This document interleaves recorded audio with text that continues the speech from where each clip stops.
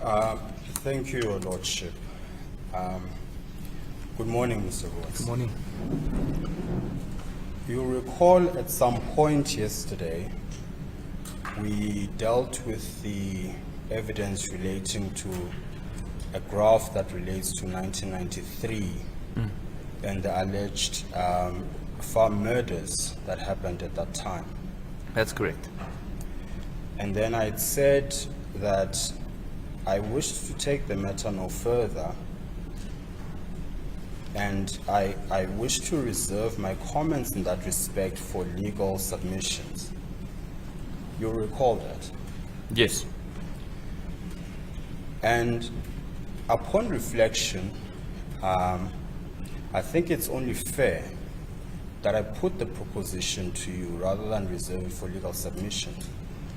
And in honesty, it's not just a question of fairness to you, it's a question of how am I going to deal with it if the court says to me, well, you didn't put the version to the witness, therefore how can you accept it? For that reason, I will take you back there if you don't mind. Sure.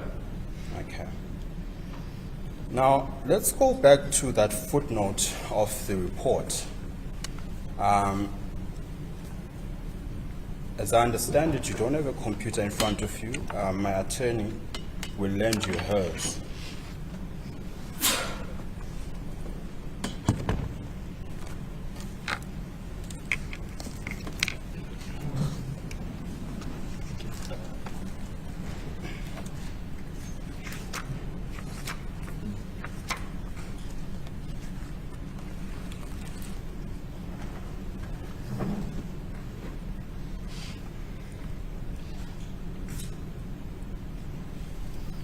I just want us to go back to the relevant footnote, which was footnote 64, if memory serves me well.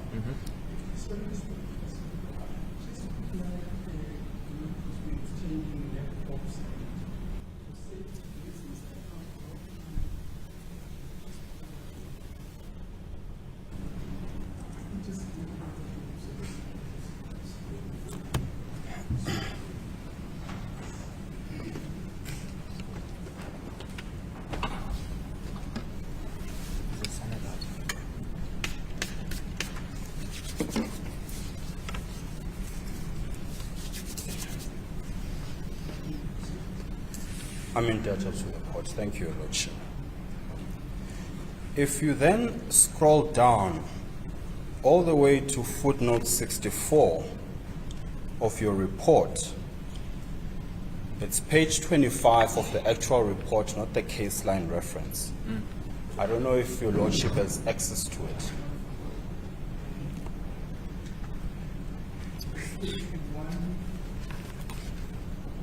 1800, Your Lordship.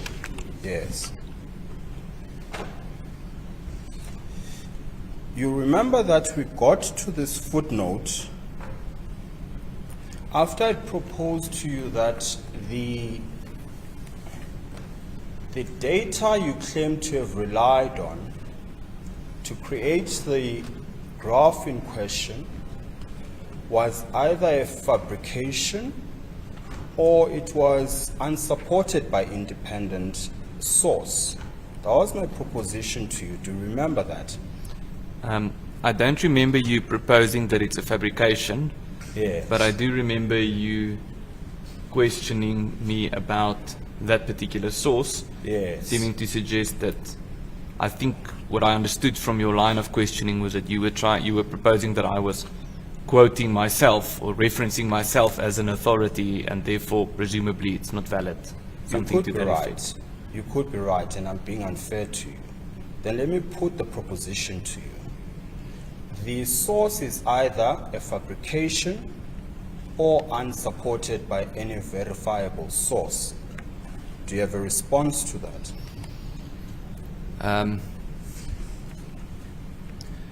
Yes, I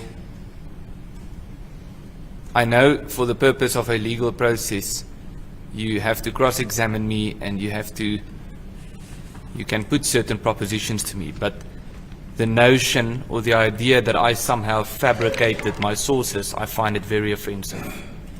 Yes. So no, what's I your did not answer? fabricate any source. Is that now your answer? Yes. Okay. And I can just discard the prelude to the answer. No, well, I think it's relevant that I take offense at the idea, at the accusation that my sources are fabricated. Then I apologize. Sure.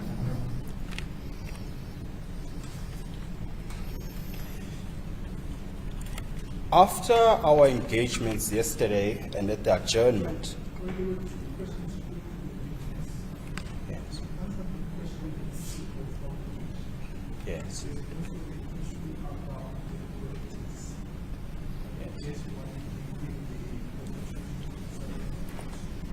Well, I could well do so, Your Lordship. As I understand the witness's answer is that he didn't hear me ask the second part, he dealt with the first part.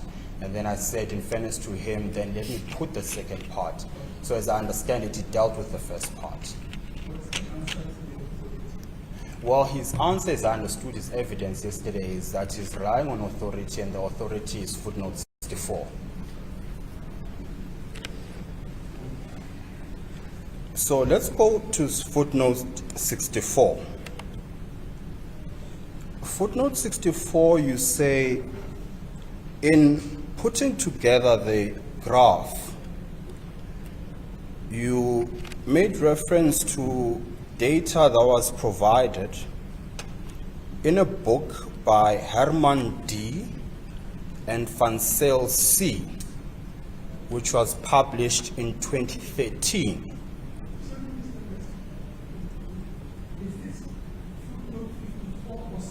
It's 64, Your Lordship. 64.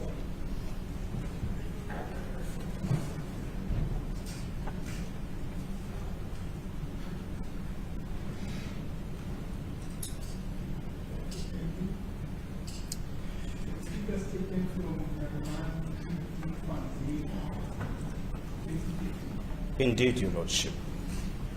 And the title of the book is, you'll forgive my pronunciation of the word, and as a matter of fact, you think that I didn't start studying at a time the 1976 curriculum was still in place. I'm so terrible at the language, and I apologize. It's Treurgrond.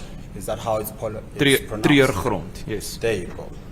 And that's the source you relied on for the graph. So I understood your evidence yesterday to be, you collected data from this source, you analyzed the data, and then you put together the graph. Is that not so? Yes. Yes. And then, pursuant to that, and at the adjournment of court yesterday, I asked of my attorney to correspond with your attorneys to get this book. And this is where my point was about submissions at a later stage. My view is that the book does not exist. And I'll tell you why. The book you refer to, I presume, is the same book that's sourced or referred to in your main book, Kill the Boer. Is that not so? Yes? Yes. Let's go there, actually. Let's go to the bibliography.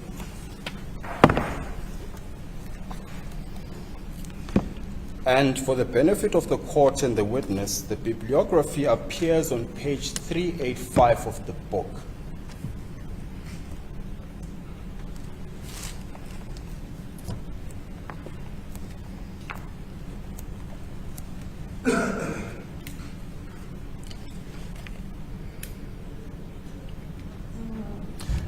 May I just ask for clarification? Before we get there, Mr. Rhodes, just allow the court to get there. Sure. Sure. I just want to make sure that, are you saying that it's your proposition to me that the book Treurgrond does not exist? No. My proposition to you is this. The book you've referenced in footnote 64 does not exist. Do you have a response to that? Well, the book is on my shelf. So the answer is yes, it does exist. Yes. Yes.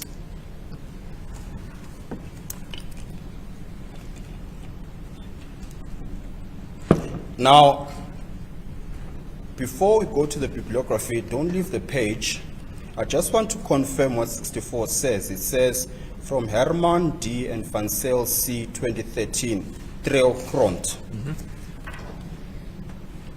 What you have in the bibliography, if you go through the list alphabetically, you eventually get to Herman D., Van Zyl C., and Neovolt, compilers 2013. Yes. Is that the same book? Yes. Okay. It's probably an insignificant point, but I want to make the point about your referencing, which I spoke about yesterday. Does the reference under the bibliography correspond with the reference in the article, in the report? It's a reference to the same book, but the reference in the bibliography is more comprehensive. So it's not. No, it is the same. It corresponds. It's just, unless I understand, maybe you can rephrase the question. I will. I'm saying to you, the reference in the report has got, I'll pull up one example. The reference in the report has 2 authors. The one under the bibliography has got 3. Is that not so? Yes. Is it permissible, I mean, on your understanding, I mean, you're an accomplished student, I must say that. On your understanding of how referencing works, is it permissible to just leave out an author from a reference? It's absolutely permissible. The point is that when you publish a report or a book, there are several different ways in which you can approach source references. The point is that you have to be consistent within your publication. So Yes. within the book, I have to be consistent in how I reference sources, and within the report, I have to be consistent. The source references in the book is more comprehensive, more Yes. comprehensively noted than the source references in the So report. you accept that you left out an author, basically? Actually, no. Mrs. Nieuwoud, I can explain to you her role. No, answer my question first. I'm not sure if she's an author of the book. But you put her, you put her in the book though. Yes, that's what I want to explain to you. Okay, let me understand before you explain to me. You've got a Mrs. Nieuwoud as an author in your book, and now you're saying on reflection she might not be an author. Is that what you're saying?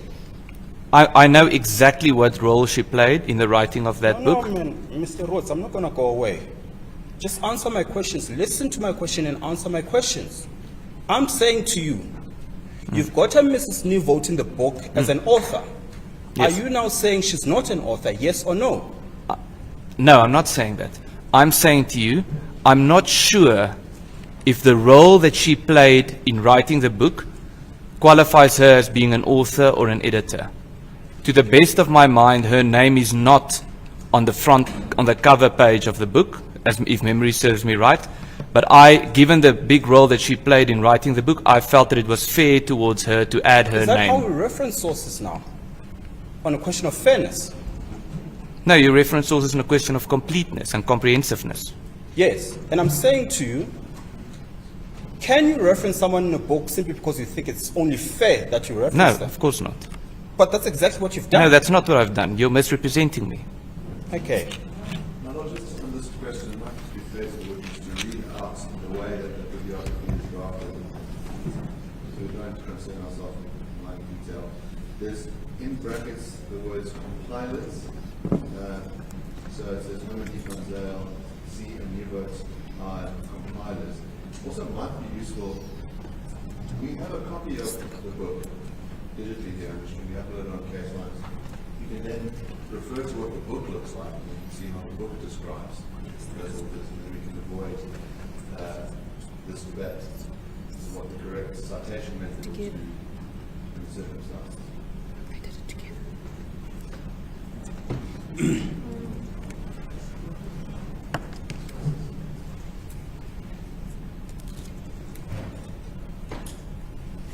The point I was making, Mr. Ross, is simply this. On just the textual reading, forget intentions and goodness of the heart. The report is not aligned, the report's reference is not aligned to the reference in the book on a purely textual reading of it. Yes. Yes.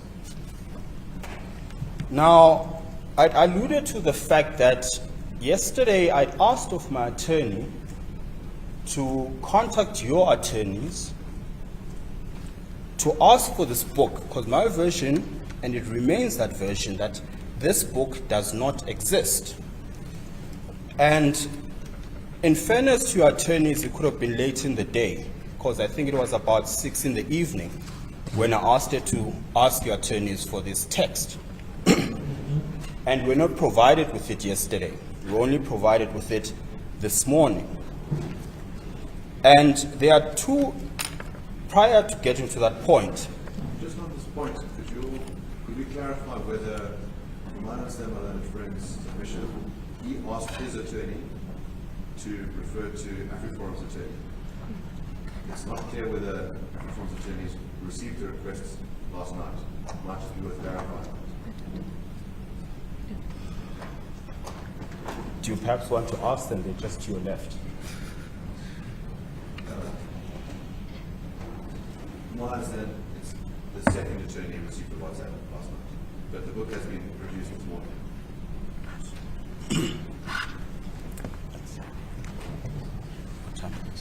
Yeah, 16. My Lordship, I did not intend to impugn the other side. That was certainly not my intention, and I was getting to that point. But just for purposes of completeness, the text was sent at 1826 to what is now admitted as the second attorney, whatever that means. And we can confirm that he received the text because he responded to the text at 1828, 2 minutes after it was sent to him. And then he says he'll see what he can do and he'll get back. But that wasn't the point in any event. So just give me 1 second.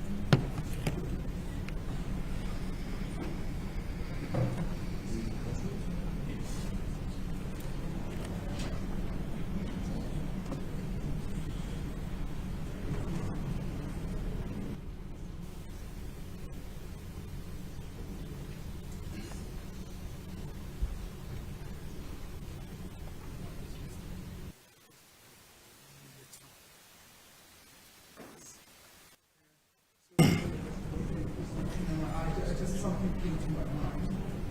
Yesterday, you requested the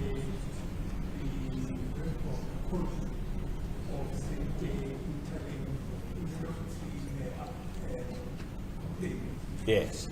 Just because my mind it seems like nothing is approved. Yes. Just been told that the transcriber said that we are actually working on the transcription, so probably at that time, we should review the record. I'm grateful to your Lordship. There's no sense of immediate urgency. As and when it's available, I'm not pressing the court on it. I'm not sure whether it's what the said. It's about the transcript. Just crossed my mind when I asked my secretary as to what he said. And she tells me that we say we are actually waiting as we speak, so we have time. And I was thinking more of the transcript which was requested in relation to the decision. Just to give you a sense that the debt is yes, Mr. President, proceed. As the court pleases.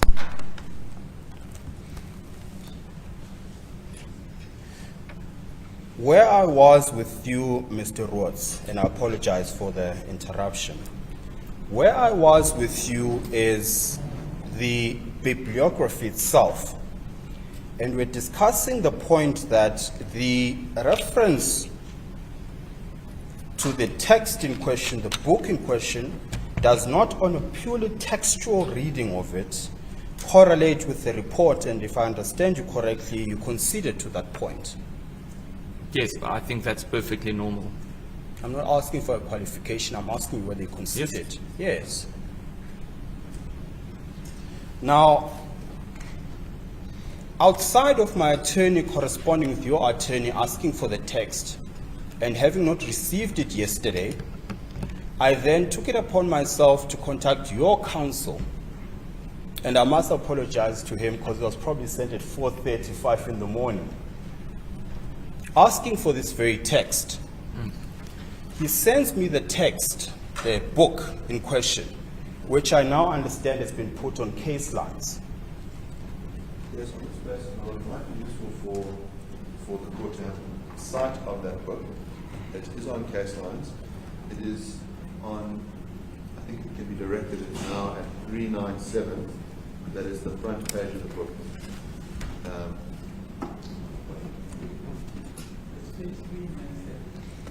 Yes. And then it's at the bottom of that page, it lists the authors.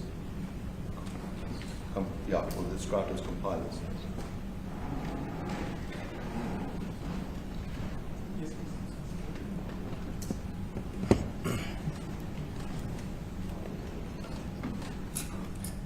So, Your Lordship, I'm just waiting for the witness to receive or to have access to the document.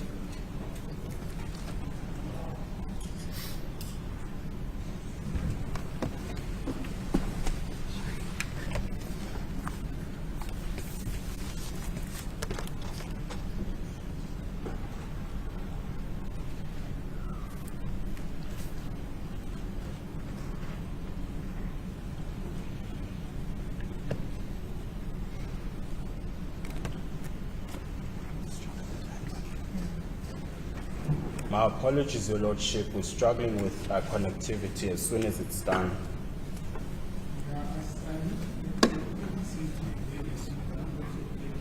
Perhaps I'm also struggling. Perhaps let me connect to my Wi-Fi. If the court would just indulge me with a minute, just so I also have access to the document.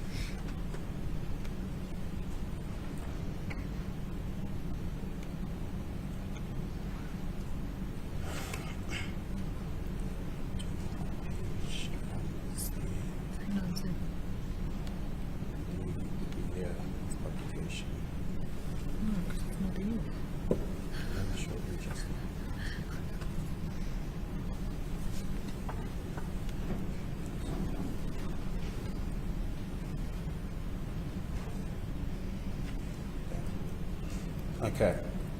Is Your Lordship at page 398? I might have directed you, I might not have. It's page 398.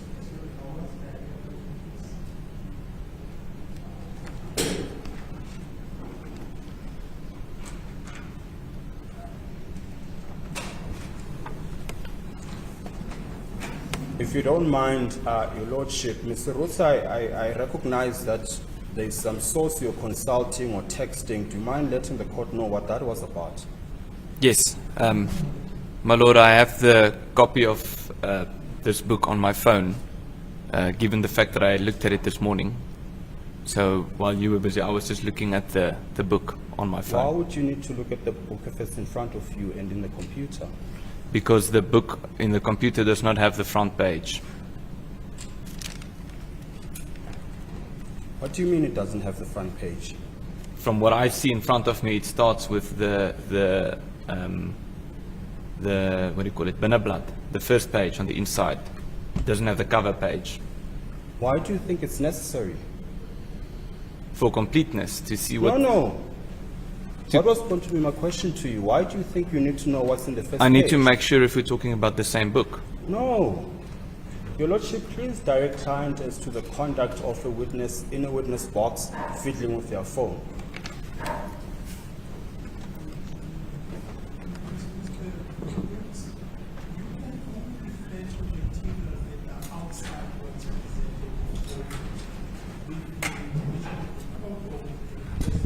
If you need to get any other material, you need to get the permission to do so. And it needs to be cleared up. And the council as to what they consider wrong and need to do. Thank you, my lord.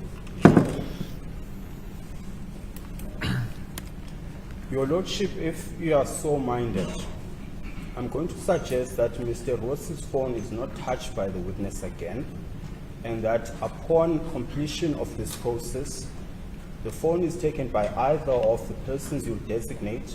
We go to your chambers, and with his permission, and if he doesn't grant the permission, we take the matter from there. I'm just asking for that directive that he not be allowed to touch his phone until we've spoken to your Lordship. Well, I'm happy to safeguard the phone. And we'll discuss what matters to it. You probably at this stage ask the witness maybe to hand the phone to the Yes, no problem.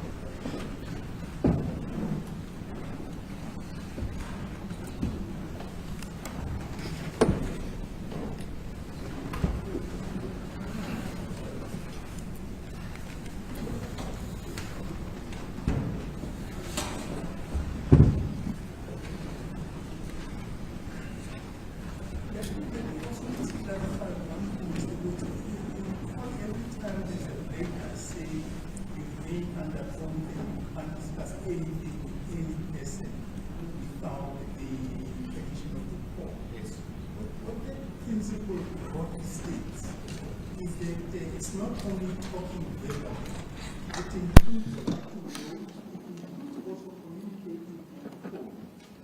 Cell phones has complicated our life because sometimes you never sure what you're using the cell phone for. But that includes that. So in other words, you can't then get into texting and think that it means you are not communicating. Even if you go into your social Yes. status, that is a form of communication. You go into your status and you type something that's related to the case. That could amount to communicating once you're My lord, sorry, may I just ask clarification? Just correct me if I'm wrong. The way I understand the rule is I'm not allowed to communicate with my legal team about the case. I don't think the rule is that I'm not allowed to communicate with anyone. It doesn't prohibit you from communicating with anyone except that your difficulty that is who is that person. I don't think the rule would relate, for example, that all you communicate with your wife, you communicate with your children, or what's going on in the case. Yes. But once the thin line is once you go to someone who may, for example, be an expert, Oh, yeah. maybe crossing the line. Okay, I can assure you that that's not happening. And then that's why I just wanted to clarify that that's the broad perimeter. Yes. Just to be fair to you, Mr. Rhodes, I think there's a reason you asked that question. Why you wanted clarity on what the rule actually means. I think there's a reason to it. Let me ask you this. Is there a reason to it? Yes, Which is what? because I think that it would be a violation of my right to free speech if Yeah. the rule were to have been that I am for several days not allowed to speak with anyone. Yes. Could it be that you're speaking to someone now over your phone No, I'm not speaking with someone over my phone about the... and you weren't speaking to anyone now? You mean now while I was in the box? No, I'm talking about the incident we're talking about, Mr. Rhodes. When you had your phone, you were not communicating with No, anyone. no, I wasn't communicating. I'm happy with that. Now, let's go to the book. There was a question asked to the witness about the need for which Mrs. And just let me, my mother said, well, the question related to whether she wrote the book. And and the witness answered. Now, I'm just now looking at the bibliography. I see in brackets there it's written, Herman D. van Zee, C. and Niveau. I'm not sure that it's an I or IS in the initial, and then followed in brackets, compilers. Yes. Couldn't recall what the answer of the witness was there, and I don't think this was the concept that was actually going to be. No, sure, Your Lordship. My ultimate question was this, and I think that's what the court is probably concerned about. My ultimate question to the witness was, on a purely textual reading of the two references, in other words, what appears under footnote 64 of the report, on a purely textual level, let's not get into the technicalities of whether the book is the same or not. Let's start at the textual level. The reference in the report and the reference in the bibliography are not the same. I put that to the witness and the answer was yes. Now, about the, but I think there was a earlier question. Yes. To him as to whether his Niveau is an author or not. Yes. When he answered the question, Yes. when he answered the question, I thought he said something to the effect that she may not be the author, or she may have been part of the Compilers. compilers. Yes. Now, as I say, at that moment, I didn't see this, and I just see it now. Yes. That it actually is in brackets the compilers. Correct. Yes. Yes. And the point I'm making, Your Lordship, is the point I'm making is the last point I made. And it's building to further cross. At a purely textual level, the references are not the same. But that's fine, because the text and what's No, absolutely. as the authors are two different things. No, absolutely. No, absolutely, Your Lordship. And the point I'm going to make is the same reference that is made in the report is the exact same reference that is made in the book, and the references remain different. That's what I'm building up to. So, Mr. Roots, if you scroll down to page 398 of case lines,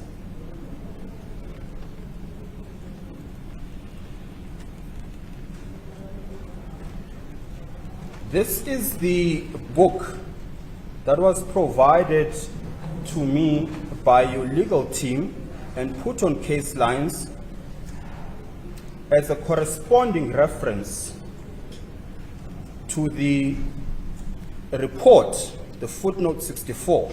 When I specifically asked for the book that's referred to in page 64, in footnote 64, this is what I was provided with. At page 398, if you go to the second paragraph, now I've already disclosed my inaptitude with the language. So for the benefit of the court and the public, please read for me what it says there, and if you don't mind, translate that to English. It's the second paragraph at page 398, Your Lordship. The one that's I'm so bad I actually can't even hear you when you speak the language. It's at Eerste uitgawe. that one, Your Lordship. Okay. Are you talking about the one with the? It's if I'm correct, I think what you're referring to is the paragraph that says Eerste uitgawe. Yes, that one. Yes. Would you like me to read it? Yes, please. Eerste uitgawe in 2011 deur Kraal Uitgewers. Tweede uitgawe bygewerk in 2012 deur Kraal Uitgewers. Do you mind translating what that means? It means first publication in 2011 by Kraal Publishers. Second publication, bygewerk would be completed or filled on. There was some additional work done. It's not just a repetition of the previous one. Yes. Published in 2012 by Kroll Publishers. Yes. Now, I'd said to you that is the document I was given as the source for footnote 64. So, as I understand your testimony now, having translated, and we're grateful to you, having translated what that paragraph means, as I understand it, the book was published in 2012, the second edition at least. That is what it appears to me as well. And then when you go back to footnote 64,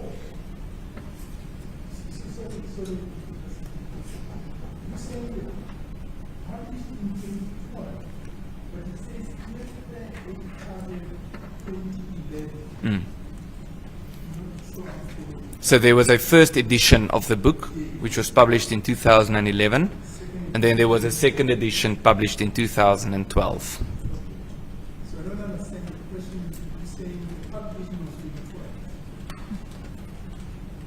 I'm confirming the witness's evidence, Your Lordship. I haven't got into the question yet. So you confirm that the second publication was in 2012. Yes. And I'm saying to you, this document was provided to me as authority for footnote 64, which is spoken about. Let me read what footnote 64 says. It says, figures taken from Herman D. and Van Sale, 2013. If you don't mind, we'll just take Your Lordship back to the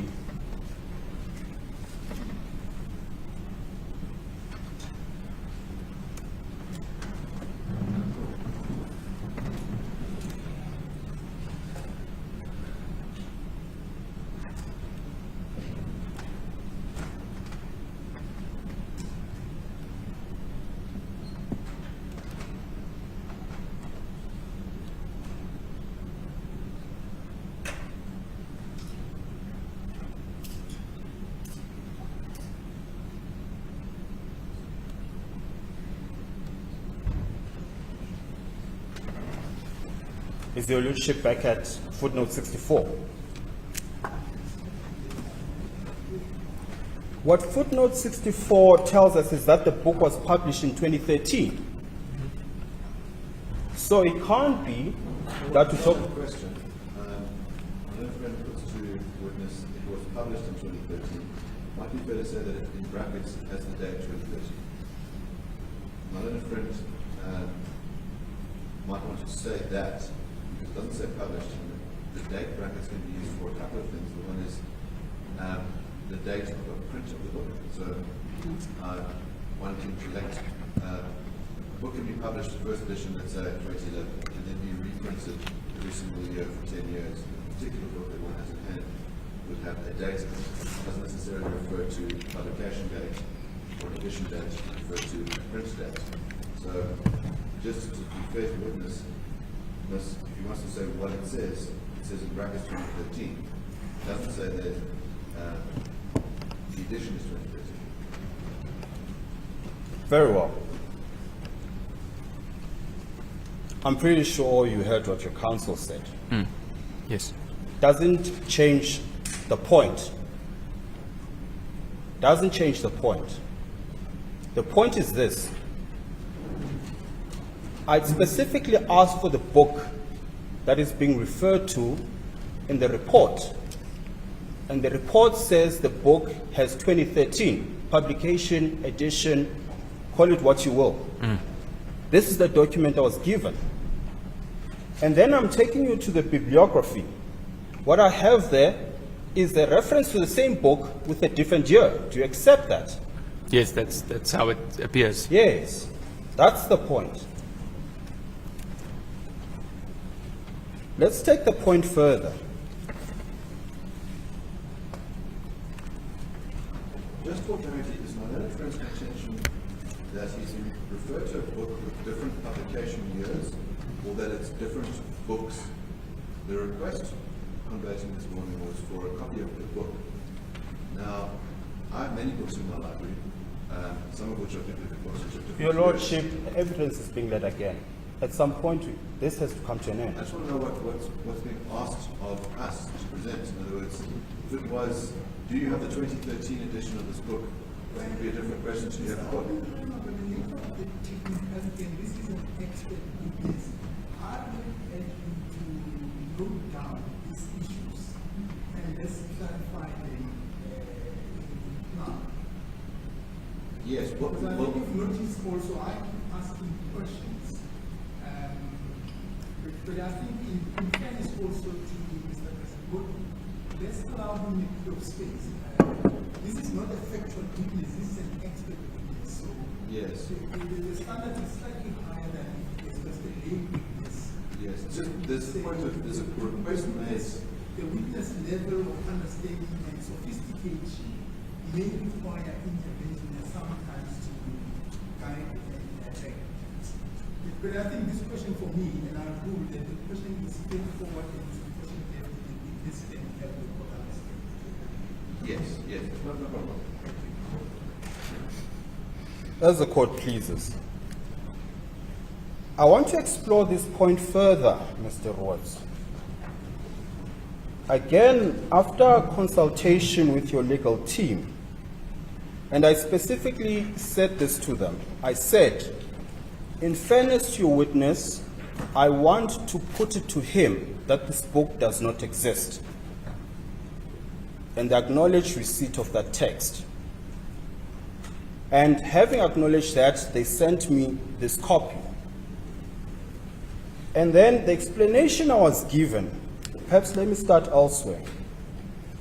Let me start with, at the same page 385 of the bibliography, I've made reference to this 2013 version. But if you look immediately above that, the same authors appear, Herman D. and Van Zyl C. Do you see that? Yes. Yes. And then it would appear that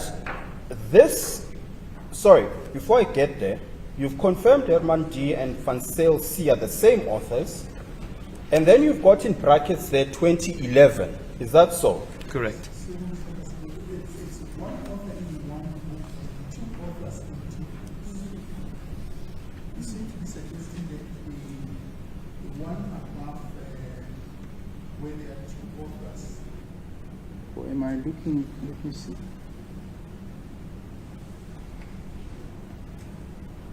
Yes, the first one is Herman D. and Van Zyl. The second one is D. Van Zyl and Niveau. So it seems like the two different, the authors, one author serves in both, but the other author doesn't serve in both. Let's take a step back, Your Lordship. Yes. I've taken the witness through the one reference in the bibliography that says Herman D., Van Zyl C., and Niveau I. That we've dealt with momentarily. In other words, a couple of moments ago. I'm saying to the witness, now you must have reference to the reference immediately above, where it says Herman D. and Van Zyl C. Okay. 2011. Okay. That's where I'm taking the witness. And you see, Mr. Woods, firstly, you did confirm that Herman D. and Van Zyl C. in both those references are the same people, not so? Correct. Yes. And you'll see in brackets in the reference now that I've just referred you to, the one just above, it says 2011, does it not? Yes. Yes. Now, what I have been advised by your legal team is that these two books are the same. In other words, the one is a translation of the other. Is that so? No, not entirely. No. Okay. You're taking us in a different realm altogether now. Are you saying to me, the one book I referred to you earlier with the 2013 reference is a different book to the book that is cited as 2011. The one is not the translation of the other. Is that what you say? Let me be fair to you. That's the version of your legal team. I can explain to you the difference between the two Answer books. my question first. Are they the same book, yes or no? It's Is not. the one the translation of the other? It's not. Okay. My lord, just the word same is being used in such an incredibly precise manner by my learned friend. It might be worth just giving the witness space to explain what same and different could mean. In other words, there's a sense in which things are clearly non-identical, and that they have different words in them, might be a different language. But my learned friend referred to same as 2012 and 2013 cannot be the same, one book can't exist. So maybe just a matter of letting the witness answer what the difference would be.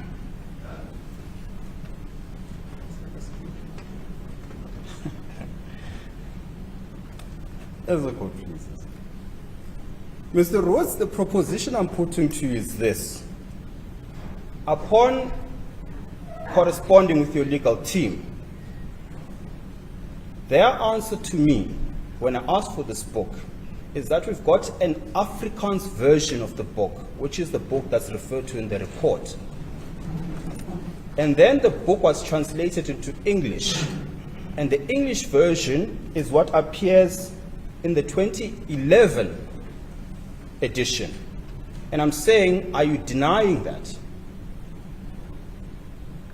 Maybe I misunderstood your question, because I think you said the Afrikaans version. Forget what I said.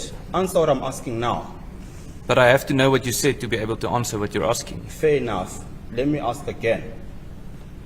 I am saying to you, I asked your legal team to provide me with the text that is referred to in your report under footnote 64. They sent this book. Yes.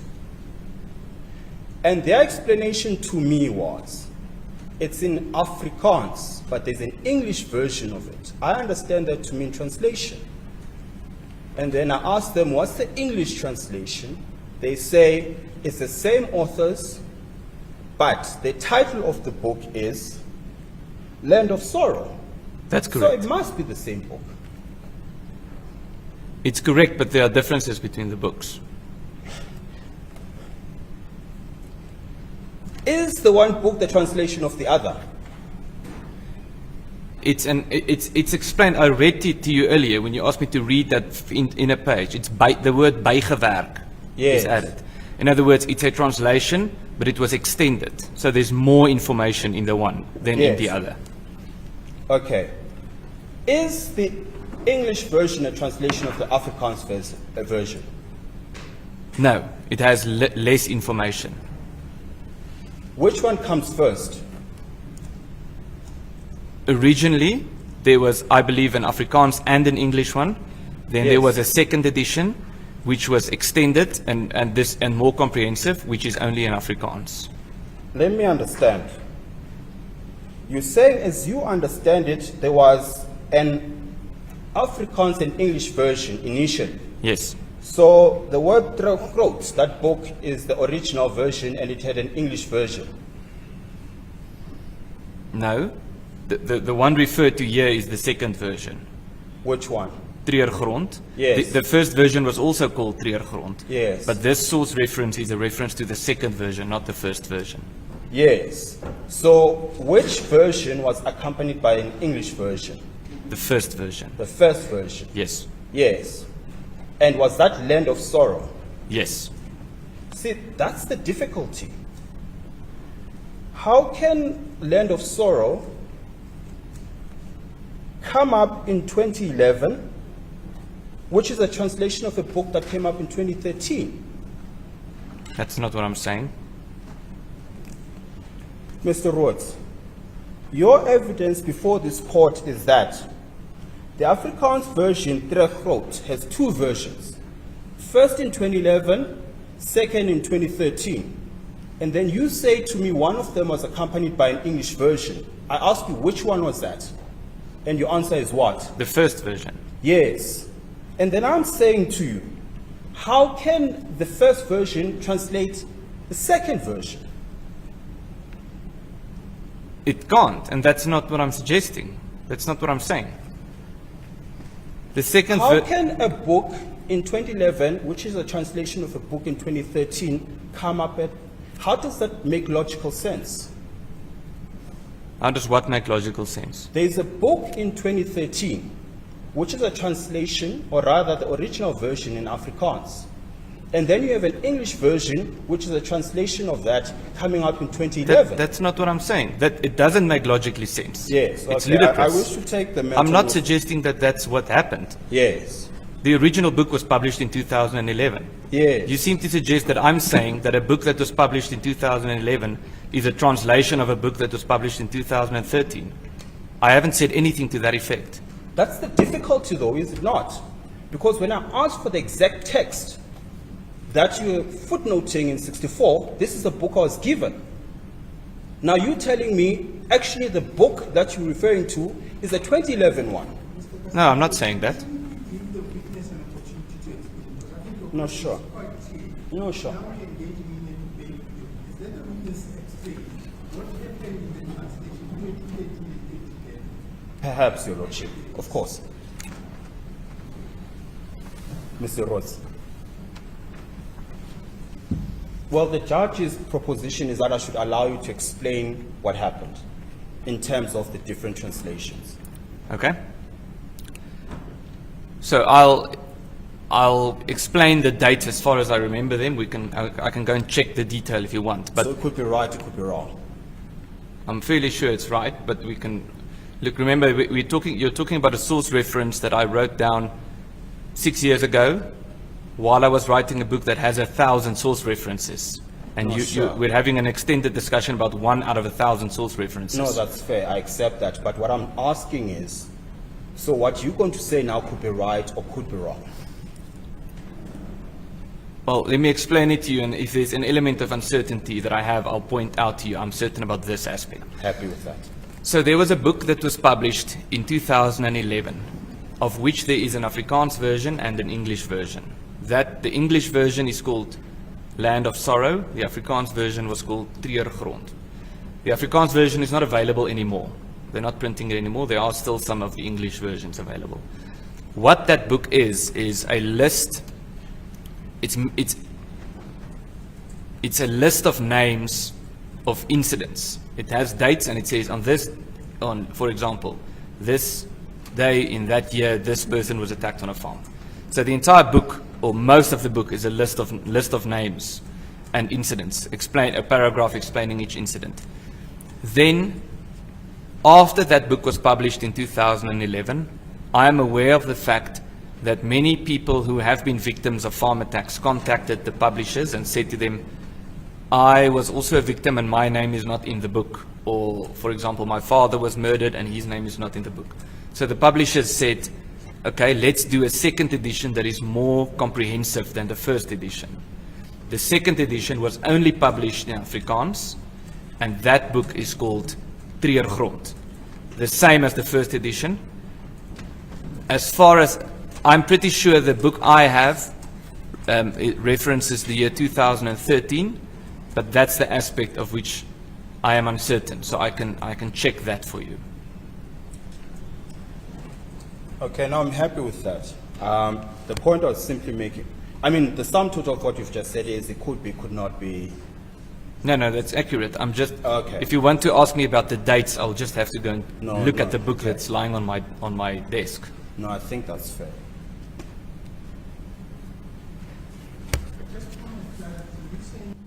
The 2011 publication was in both English and Afrikaans. And subsequently, people then approached the publishers. They then published the second edition. The second edition was published only in Afrikaans. That's correct. But there seem to be also different contextually between the 2011 Yes. and the subsequent edition. Maybe I can answer that. That's correct. The second edition is more comprehensive in the sense that it has more information I believe it also adds, for example, includes, for example, poems about the topic. So there's some other stuff. So the second book is much thicker and it's bigger than the first one. Okay, thank you. No, fair enough. Just as a last question of this, I've gotten what I wanted from this aspect. Just to wrap it up, you can confirm that the book that was provided to me, which is, well, was in front of you, makes no reference to 2013, does it? I did not see a reference to 2013 in the page that you referred Yeah. me to. That's correct. Yeah.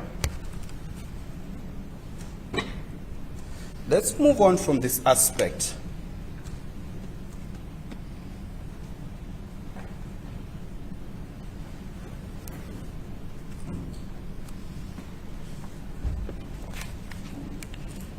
Let's go to page 181 of your book.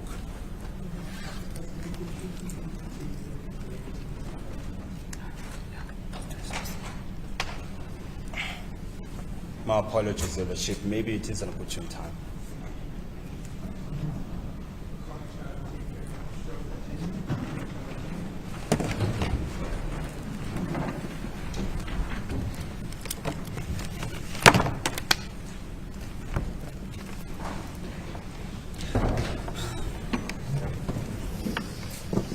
Let me know what you want for lunch.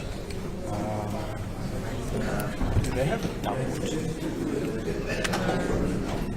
Because the bun is too hard.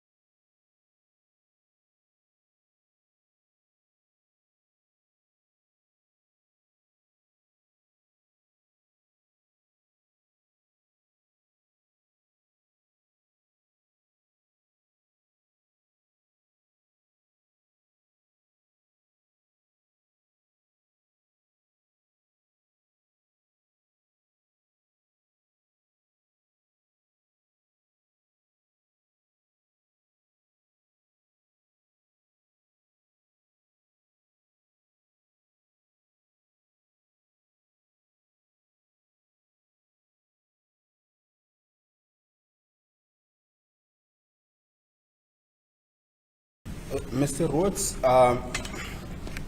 let me be fair to you and just put this proposition to you bluntly.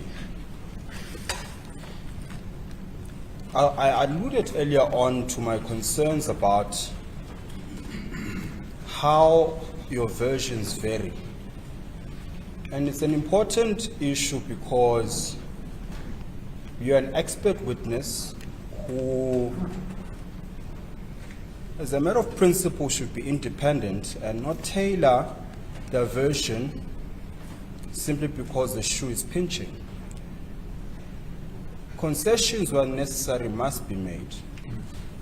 And to be fair to you, I'll make an argument in closing, in due course, of course, about your credibility. And it's not just in relation to the book, it's also in relation to the oral evidence we've given here. And what I want to ask you, and I ask this in a very respectful manner, I promise you, do you have a propensity to misrepresent facts for convenience? No. Is this the first time you're hearing someone suggest that? Well, we live in the era of social media, so I see people making accusations Yeah. on social media all the time. Yeah. Let me just point you to specific examples, at least as far as oral evidence is concerned. And this is to give you an opportunity to respond to my assertion that you're not a credible witness, at least not to the standard expected of an expert witness. Yesterday or the day before, you testified that Mr. Julius Malema has got a Facebook account. And your answer when I initially put to you that Mr. Malema will come here next week and testify that he's never had such an account, your answer to me was, well, I didn't put it in blunt terms. I did not leave out the possibility that in fact doesn't have such an account. And then I took you to the text, 3 instances in a space of 2 pages, where you definitively say, without qualification, that on Mr. Malema's account. Now you can appreciate the difficulty with that. Once you then say, well, I'm not too sure, because then how are we to take your book? And then at the point it became uncomfortable, your counsel stands up and then he presents evidence in court about what a page is and what a profile is. And then suddenly, again, your version changes. That was one example. The second example is this. When we were dealing with the question of your contempt of court, you came to court and the question was put to you, did you take the photo? What was your answer? Yes. Yes. Do you know what your counsel's version was before you said yes?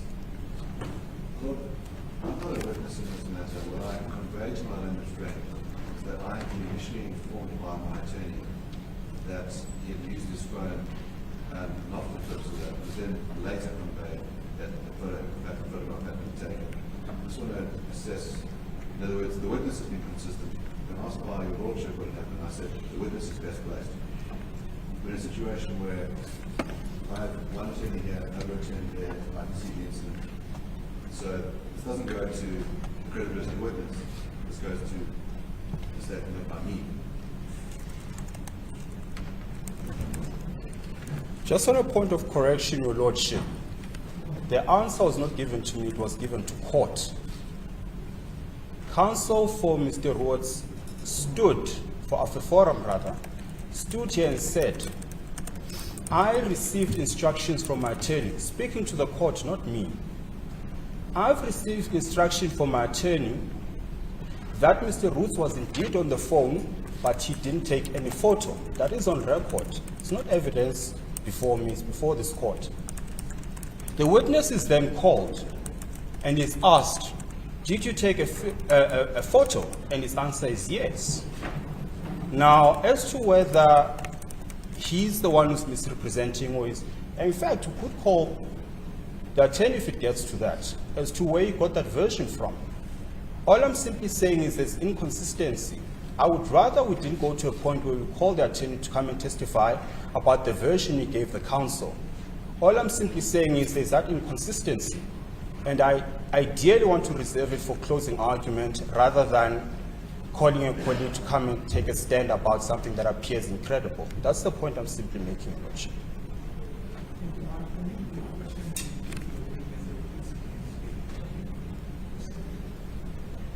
So you accept on my version, which is the testimony before this court, that your counsel gave a version to this court on the instruction of your attorney that you had your cell phone but you took no pictures, when the court has specifically said, please respect the privilege and the privacy of my clients when they're consulting with me.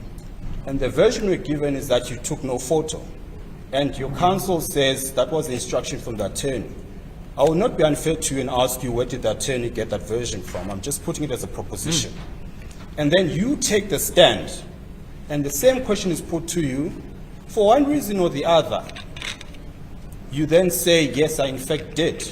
The point I'm making is the evidence that relates to you specifically chops and changes, and quite frequently so. No, that's unfair. That if you have the evidence led by Mr. Roos, it's highly consistent.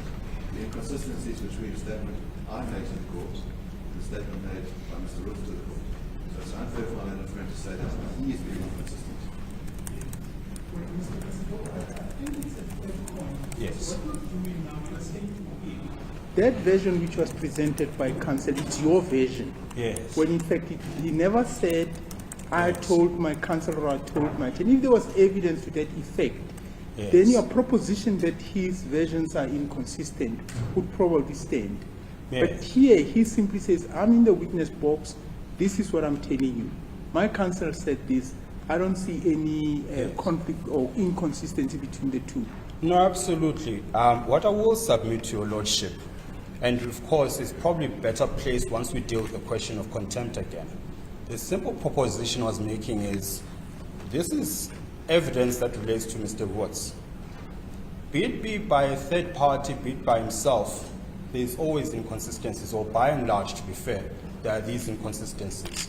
And I'll sum up the point in my legal submissions. The point I think is shouldn't you, made. if you wish to deal with that at this stage, shouldn't you put it to him Yes. that your version and the version put to the court by your counsel are in conflict with each other? And that, for me, it's, well, consequence of that would be inconsistency. Yes. But for the witness, what he's responsible to deal with Yes. is, there is a version put by your counsel, there is your version. These two versions, how do you reconcile them? I think, in fairness to him, that's how. No, that's fair. Your lordship, the difficulty with that, and I'm happy to do it, and perhaps we should do that. I did not want to go there because what that means is now I have to call my colleague who supposedly told my learned friend, who's counsel, that the instructions from the client are that he did not take any pictures. So ultimately, instruction means what my client told me is this. That's what instruction means, and I think for the benefit of the public that must be understood. When someone says, I've taken instruction, they're saying, my client says. Well, I'm not sure whether the fairness to the witness, then there's a detraction from the need to be fair to the witness. Yes. Because the question of whether you're going to call the attorney or not, Yes. that's a decision you need to make.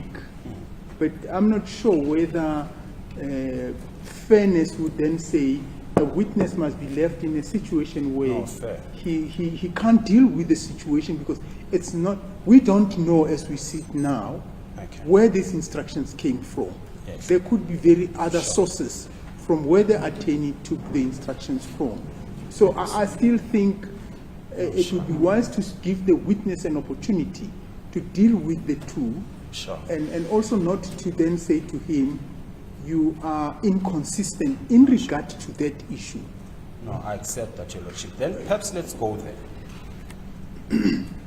Mr. Rhodes, your testimony to this court is that you indeed used your phone to take photos. Is that so? Yes.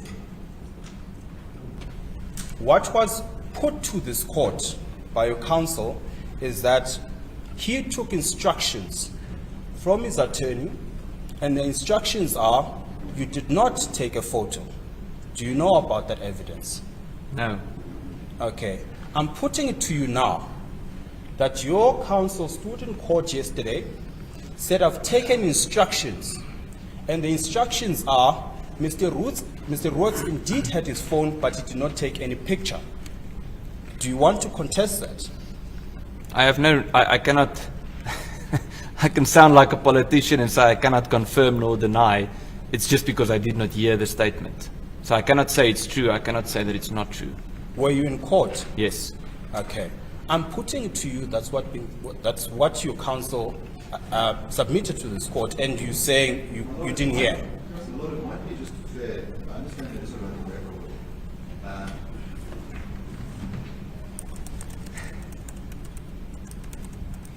To know exactly what it is that I said to the court. At some juncture, I said to the court, I'm not best placed to say what occurred, and I said, it was a mistake. I said, but there may be, in other words, in the back and forth of what was being asked of me, that might best be placed on the record. In other words, what the phone was used, what my instruction was, might be fair for one of the friends to do it on that basis. But I'd also said that the inconsistency could only be between something I've said and what the person said. But if there is a record that states what I've said, that should be put to the witness.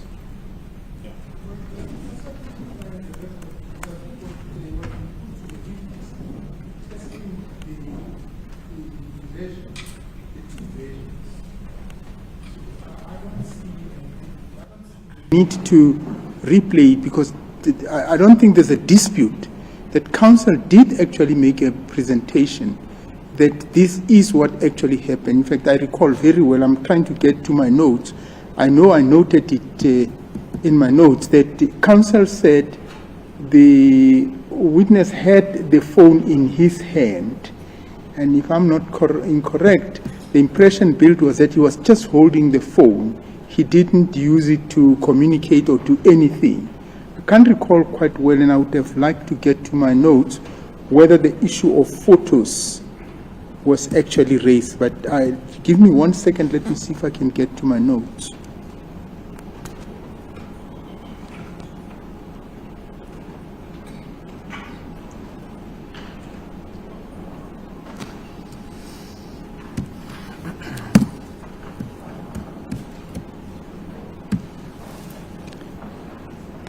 Yes, I have it here. That's how the technology squeak used the phone. Did not take the phone.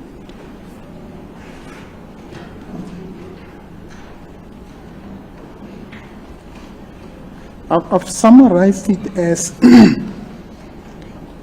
make sure.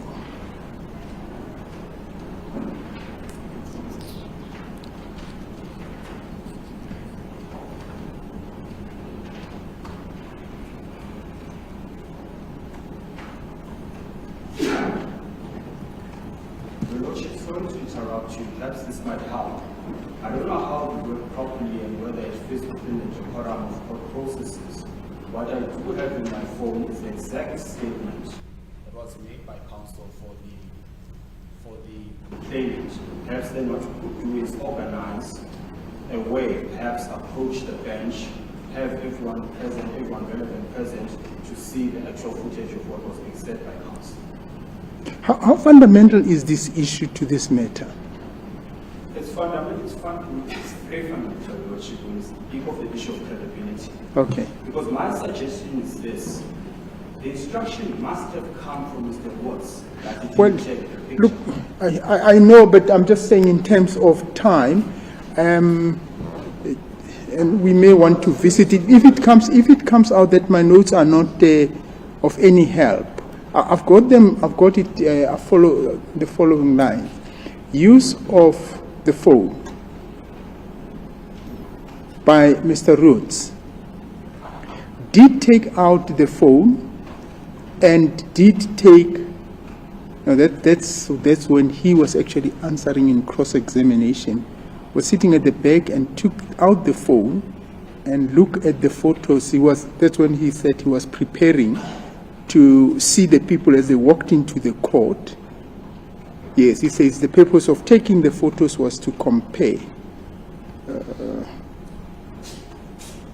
Yes, counsel for the applicant, the issue of the phone, had the phone in his hand, no photos taken. That's what I have in my summary. Well, I think it might be a simple way to resolve it, which is, from what I understand, there is no inconsistency with witness.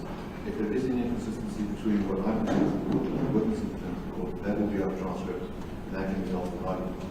So I think there's no need for us to cause proceedings. Yes, that's the point I'm trying to make, to say, as far as I see this, all these things transpired in the court.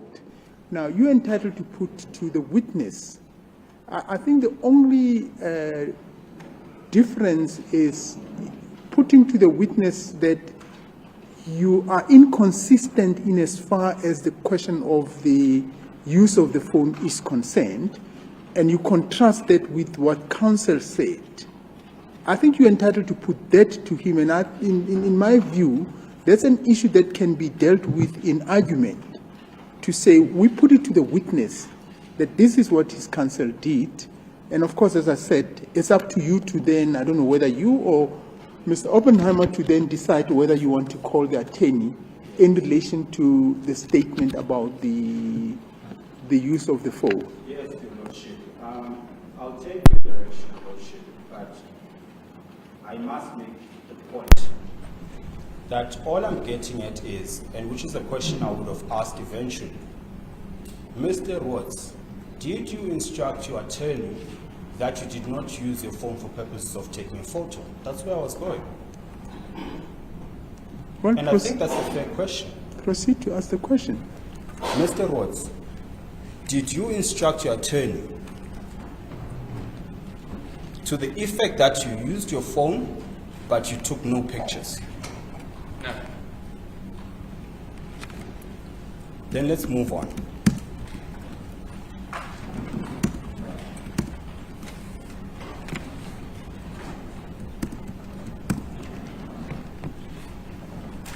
Let's go to page 181 of your book.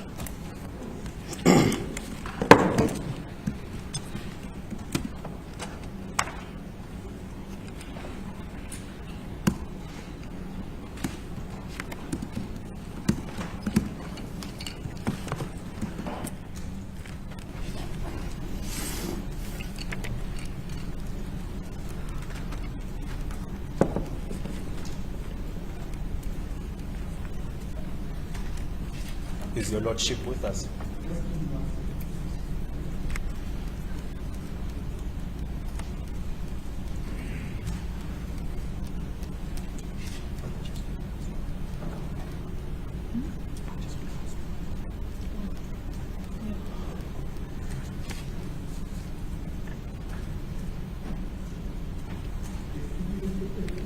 It's page 181 of the physical book, your lordship.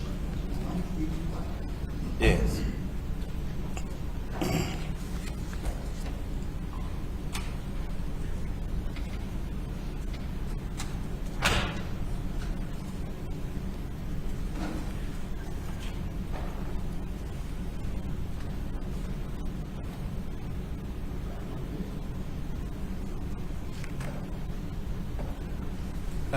Mr. Rhodes, the second last paragraph of that page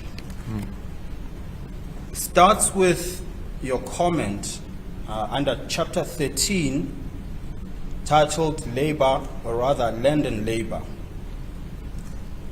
You say in April 2018, Deputy President David Mabuza made it clear that the ANC regarded land reform as a racial matter when he threatened that there will be a, open quote, violent takeover, close quote, if white people did not agree to volunteer some of their land. Mabuza quoted fabricated statistics that, quote, 80% of the land was in the hands of a few, close quote. and stated that, open quote again, "The land will come back, do not despair," close quote. There are, however, three major problems with the ANC's stance on land reform.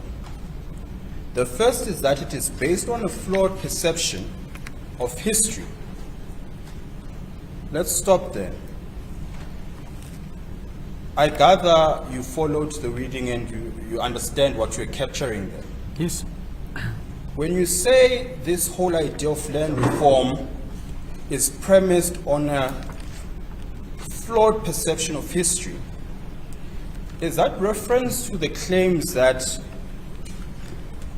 Europeans upon arrival forcefully dispossessed persons that were in South Africa at the time? Is that the proposition? Yes, that's part of the answer. Okay. And you say the second reason why the ANC's policy on land reform is flawed is that there is no real hunger for land. In fact, the vast majority of black people in South Africa have no interest of owning agricultural land. You remember that? Yes. And you qualified it, to be fair to you, you qualified that. Yes. And your qualification came under the heading "No Hunger for Land," which appears on the same page 182. One of the qualifications you give is on page 183. On the fourth paragraph, where it starts with, "This is also evident." And if you skip the first two sentences, you say, the reason you say black people, I want to quote your words. The reason you say, in fact, the vast majority of black people in South Africa have no interest of owning agricultural land is, the evidence for that is, from 2000 to 2015, the population of so-called black Africans in Johannesburg increased by 76.7%. The corresponding number for Cape Town is 122.4%, and for Pretoria, 71.6%. You can confirm that? I can confirm that that is what I wrote, but not that that's the only explanation. No, of course, I'm just pulling out one, and I'm pretty sure my learned friend, if he feels I'm being unjust to you in Sure. re-examination, is going to take you through the same exercise. I just want to focus on what I want to focus on. Sure. Now, to understand the logic and put these pieces together, the land reform policy of the ANC is flawed because it is built on an idea of redistributing and reforming land justice. It is flawed because the people that they want to implement this policy for actually don't, in general terms, want agricultural land. And the reason you say that is because, by and large, they're moving to urban areas that you referred to. Is that a fair summation of the argument? Yes, except as I said in my previous answer, it's not the reason is the following, it's one of the reasons is the following. No, for sure. And I think you're right. And I'm saying to you, my learned friend will take you through that. I mean, you also make the point in the paragraph immediately above, the notion of large-scale hunger for land is a myth, and then you quote statistics there. And let me be fair to you, let me actually take you there. I think it's only fair. You say in that paragraph immediately above, notwithstanding the fact that the figures of white land ownership provided by Mbili are inflated, at least 34.5% of all land in South Africa and 26.7% of agricultural land are black owned. The problem is therefore that South African government is dedicating to reducing the amount of land owned by white people, while it is not regarded as a priority by the majority of the black people. So that's one of the reasons you give. So we get the idea. Now I'm saying to you, you're saying the idea, the policy formulation of the ANC to land reform is flawed because by and large, black people are not interested in agricultural land. That's what you say. Yes. That's the point I'm trying to get Sure. to. Now, let me ask you this. Do you know why black people migrate to urban areas? I believe there could be various reasons for that. Yes. What are they?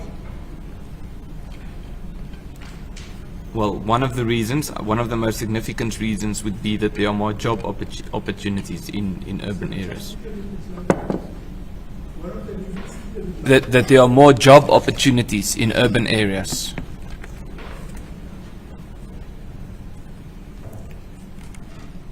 So in essence, it has nothing to do with the fact that they actually don't want the land. It's a question of opportunities, is it not? Well,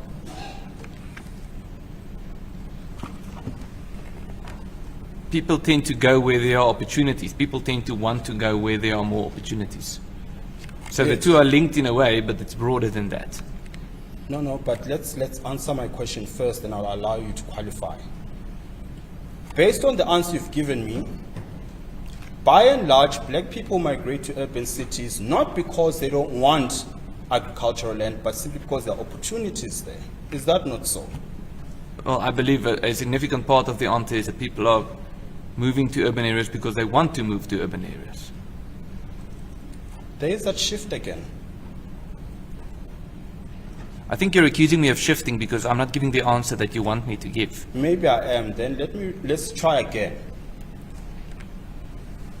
I asked you the question, do you know why black people move from agricultural land and agricultural space to the urban areas? What was your answer? I answered that a significant part of the explanation is that there are more job opportunities in cities. Yes. So by and large, they move to urban areas purely, or rather mainly, because of the opportunities. Yes. Then it can't be a fair conclusion that they are moving to cities by and large because they have no interest in the agricultural land. Surely that's the logical flow. Well, yes, if you exclusively look at that Yes. one statistic and not to the bigger picture. And that statistic is, to use your word, largely. It's not the total No, amount I'm of them, talking about a it's different largely. statistic. I'm talking about the statistic of urbanization, which is one out of many statistics. Yes. But you're saying by and large people move to urban cities for opportunities. Yes. Yes. So it can't be fair.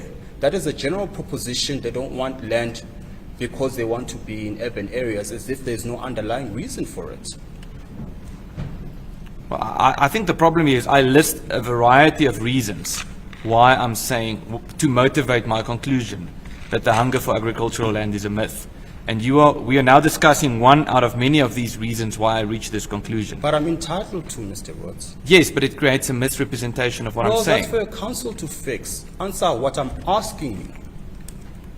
And if he feels I'm being unjust, in re-examination, he's going to put that to you.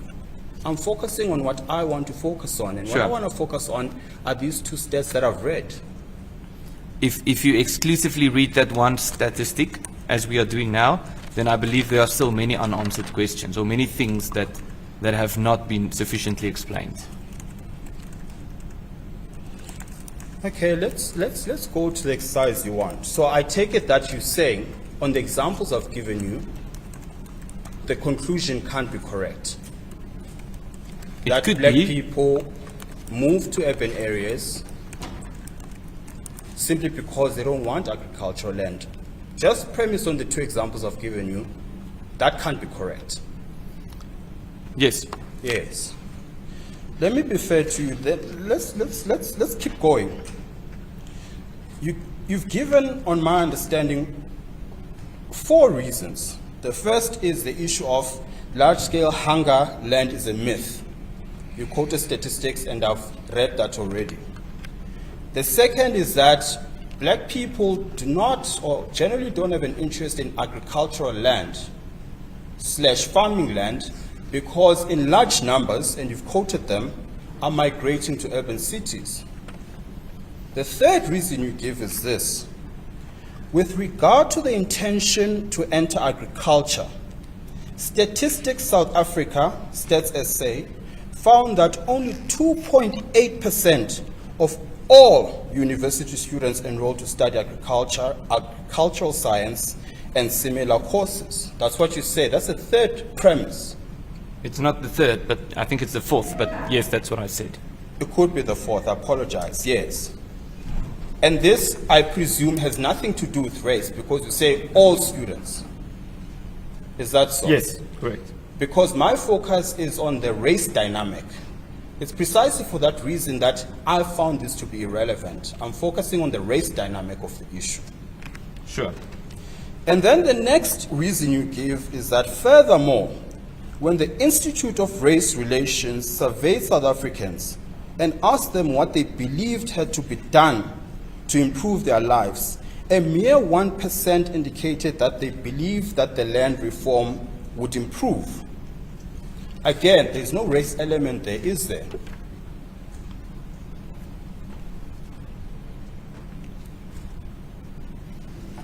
Yes, not the way it's framed here. Yes. So that was the point to not taking you there, because it does not assist me in terms of the proposition I want to put. So think now it we can does. accept, bearing in mind the proposition I want to put and that the race dynamic of the issue is important, then I am entitled to limit myself to the examples I've given you. Not so.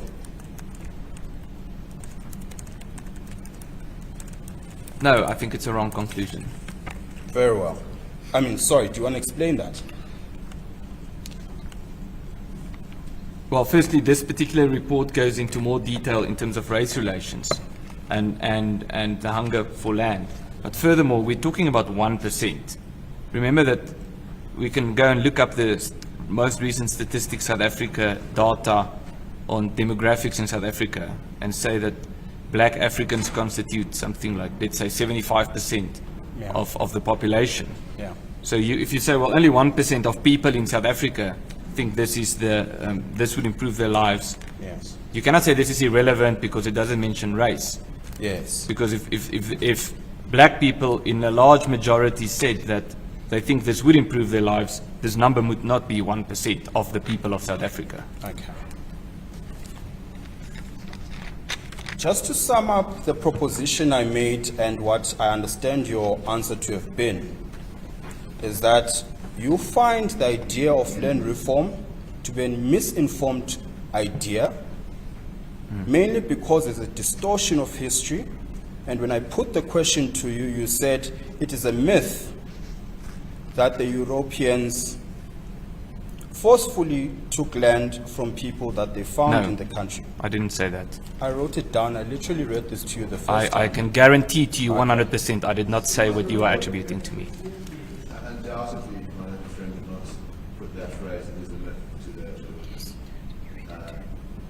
this will be on transcript, but that's not the phrase that was used.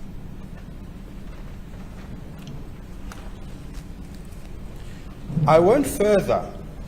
I read a second phrase and I said the notion of large-scale hunger for land is a myth. Is that in your book? Page 183, the third paragraph. The notion Yes. of large-scale hunger for land is a myth, Yes, but you're only reading part of the sentence. at least with regard to rural agricultural land. Yes. But that's what we're talking about, agricultural land. Yes. Yes. And then you say the second reason why the policy on land reform is flawed is that there is no real hunger for land, because the vast majority of black people in South Africa have no interest in owning agricultural land. And then you quote the statistics that I referred to, and you said one of the main reasons black people actually move to urban areas is because of opportunities. Yes, you confirm that version. Yes. Yes. Let's move on.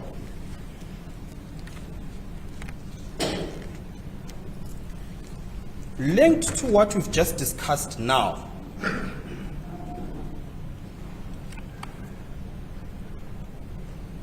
you criticize the whole idea of land reform, and I think it is common cause, and there can be no dispute in this regard, that one of the founding, my client is going to be so disappointed that I don't know what they call it, but one of the cardinal pillars of the EFF is the question of land reform. Yes. And on your logic, the whole premise of the EFF is flawed. Is that not so? Yes. Yes. What then that suggests to me is, until someone reads your book and your statistics, they can't form an ideology of land reform because it's flawed.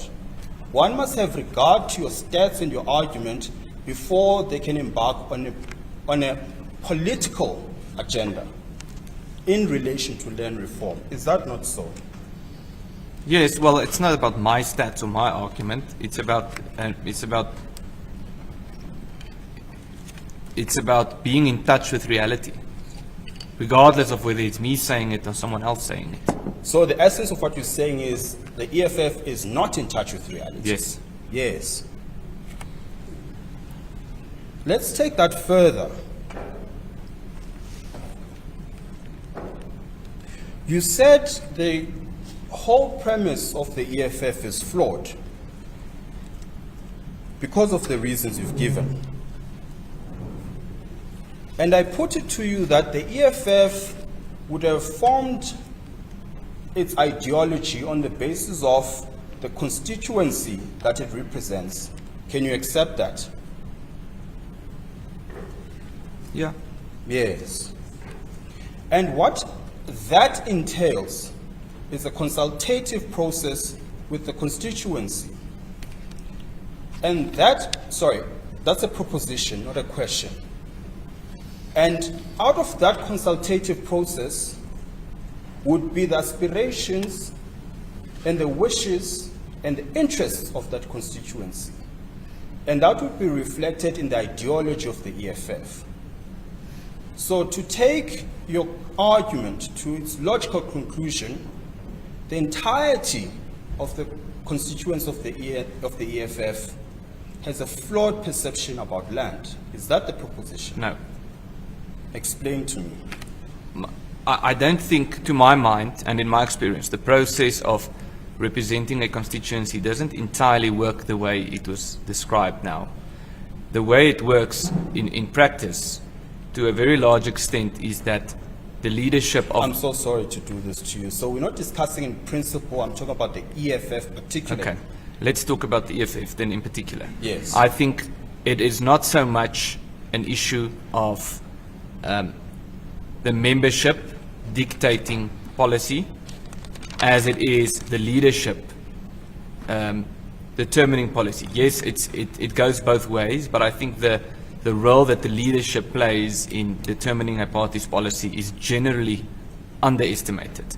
And to answer your question more precisely, the point is not so much that it is the membership of the EFF that is disconnected with reality. It could be that, but the point is rather that it is the leadership of the EFF. I am telling you for a fact, and again, Mr. Malema, when he eventually comes there, is going to attest to say, because I've taken instructions on it. I am saying to you, the EFF runs its program in a structured manner. Conferences and processes, consultative ones with their constituents, undertaken. Resolutions are taken, and those are reflected in the ideology of the EFF. I'm saying, do you have any evidence to discredit what I'm saying to you? Yeah, I think that's completely oversimplified. I can explain why. Please. If the EFF, imagine this, if the EFF were to have a national conference and the membership of the EFF were to propose that the EFF builds a statue to commemorate Jan van Riebeeck, Mr. Julius Malema would not do that. He's not simply a person who's waiting for commands given by his But how do you know supporters. that? Because he's a leader. So, A leader is not simply who just waits for people to tell him what to do. as a general principle or in relation to Mr. Malema? As a general principle and in relation to Mr. Malema. How do you know this? Because you can see it. Very well. In your evidence in chief, you say you cannot comment on the song that is the subject matter here, insofar as it relates to pre-1990/94. So the evidence you gave is that you are not an expert on the song insofar as pre-94 is concerned, but you will comment about what it means post-94. That was your evidence. Yes. So you don't understand the origins of the song, do you? I wouldn't say that I don't understand it, but I would say I'm not an expert on the topic. Yes. And by extension, you don't understand its original nuances and its intentions, do you? Again, I wouldn't say that I don't understand it, but I would say that I'm not an expert on the topic. Well, everyone has an opinion about what it means. I'm talking to you as an expert witness, Mr. Watts. I'm saying to you, as an expert, you have no knowledge or understanding of the song at its core and its origination. That's the proposition I'm putting to you.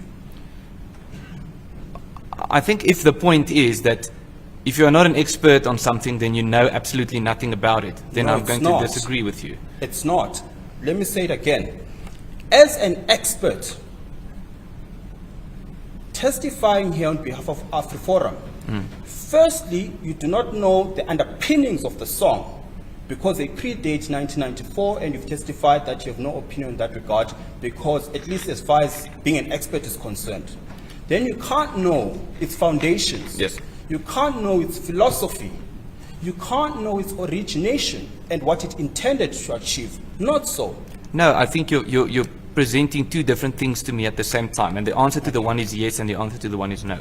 Okay. I do know quite a bit about the song and its origins, but I'm not an expert on the topic. That's So the you answer. can't comment on it, can you? I as can an comment expert? on it, but I'm not an expert on it. No, hold on. I'm saying at this point, you are here as an expert witness. You can't comment on it. I would not testify as an expert on that, no. Yes. So as an expert, you do not know the origins and the philosophy of the song.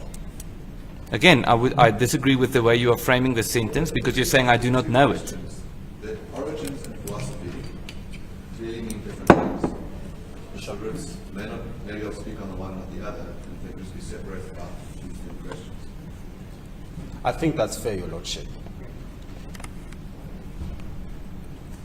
As an expert sitting here now, not in general terms, as an expert sitting here now, you cannot attest to the origins of the song. I agree. I agree. As an expert sitting here today, you cannot attest to the philosophy of the song. I agree. Yes. With that being said, let's go to page 194 of your book.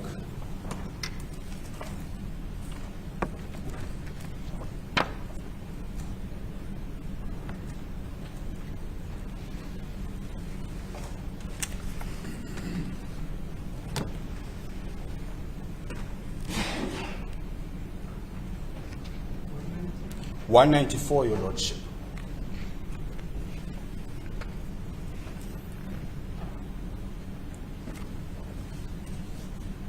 The heading there is "Kill the boer, kill the farmer." If you go down to the third paragraph, where it starts with the words "on 17 April 1993," you go to the second sentence that starts with the slogan. It says the slogan, it should be "Dubula Ipun." I presume that's what you meant. No, I don't think so. Well, there's no such a song though, Mr. Rhodes. There's no such a song called Bulula. I'm not calling it a song. I'm calling it a slogan. Yeah, slogan. There's no such a slogan. The slogan is Dubula Ipun. That's a song. Yes. So it's a I'm saying the slogan. slogan Bulala Amabunu Yes. was used. Yes. So in other words, there was an event and someone said Bulula Amabunu. Bulula is not a word, Mr. Rhodes. That's what I'm saying to you. Well, that might be so. Okay.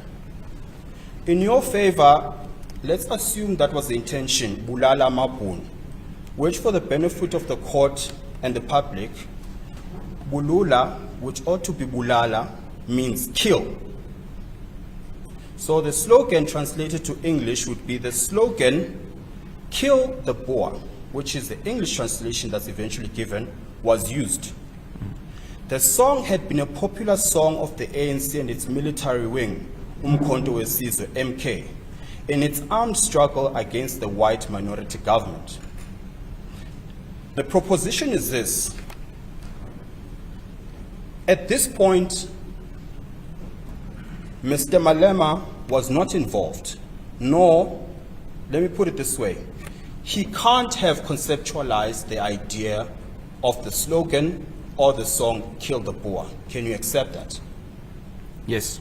I have no further questions for the witness, Your Lordship.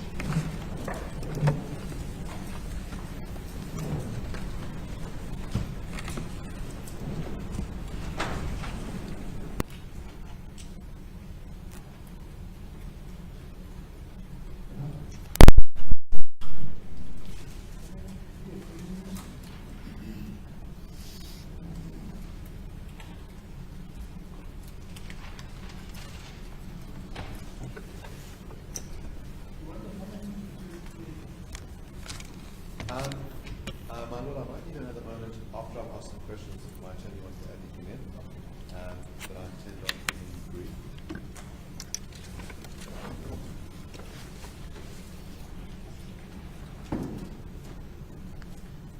Ms. Rhodes, if I could ask you about Kroll Publishers. Do you have an indication of how many different books Kroll Publishers publish?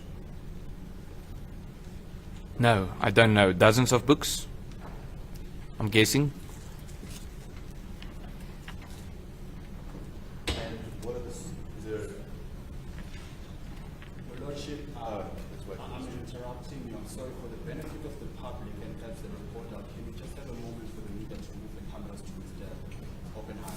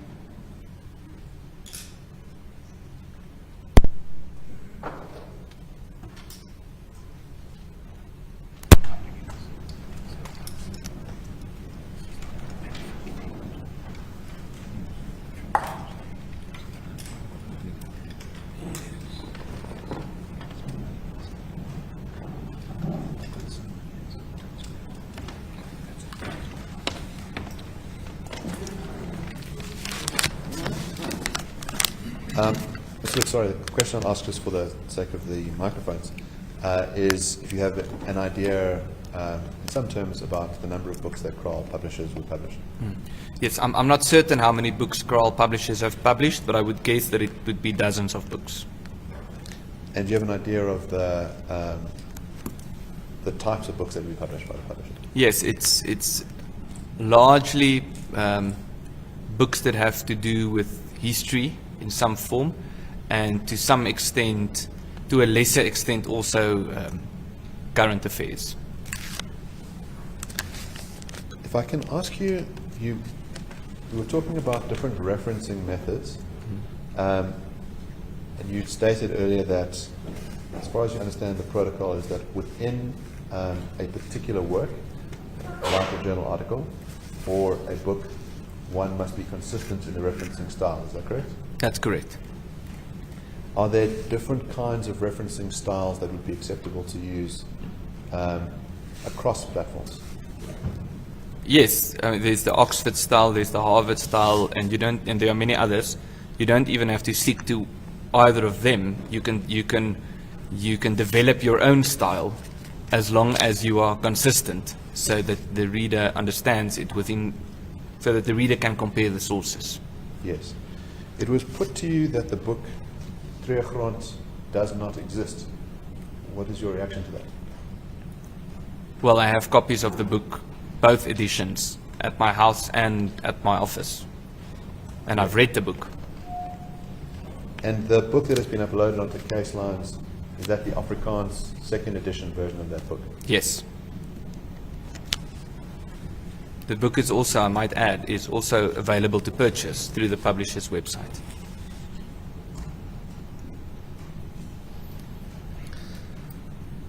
If I can ask you about the section in your book that refers to a supporter of Mr. Malema making a statement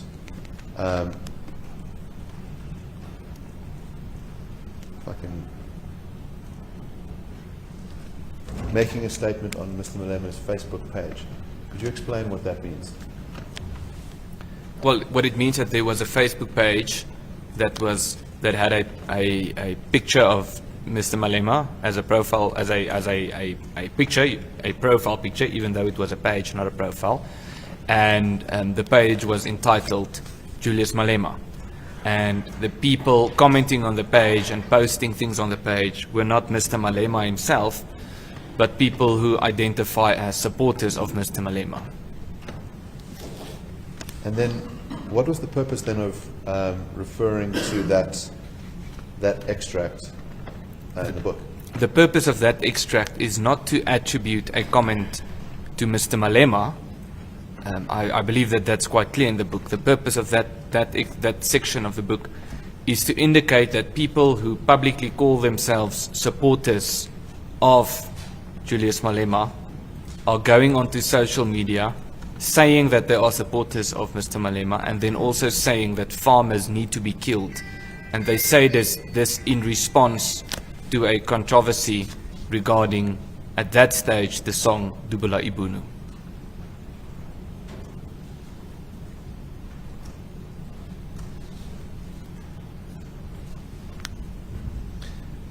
If I can ask you about to return to the question around citation methodology, what is your process when you write a citation for a book or an article? Yes, so we have, at Afriforum, we have language practitioners who would have done that report that was published, and this is probably an important point to mention, that the report was done by a different language practitioner than the language practitioner who did the book. The report is a report by Afriforum, so that report was drafted, and the citation was dealt with according to Afriforum's style of citation. The book was published by a publisher, and even though the publisher is linked to Afriforum or has ties with Afriforum in terms of ownership, a language practitioner who is not part of Afriforum's what we call language bureau or language office did the translation, or not the translation, the proofreading for the book. So it was two different offices, you could say, that did the book and the report. And also, in terms of your question, my style or approach has always been to decide on a particular style when writing something like this, to write it as best as I possibly can, knowing that I'm not a language expert and that I will make mistakes in the writing process. And then I hand it over to a language practitioner to look for spelling mistakes, typing mistakes, language errors in any case, and particularly to make sure that the footnotes and source references are used consistently. In this particular case, I do not remember the detail. As I said, it was 6 years ago, But I do remember that there was a discussion about what would the appropriate way be to reference this particular book. If I can ask you about your role as an expert.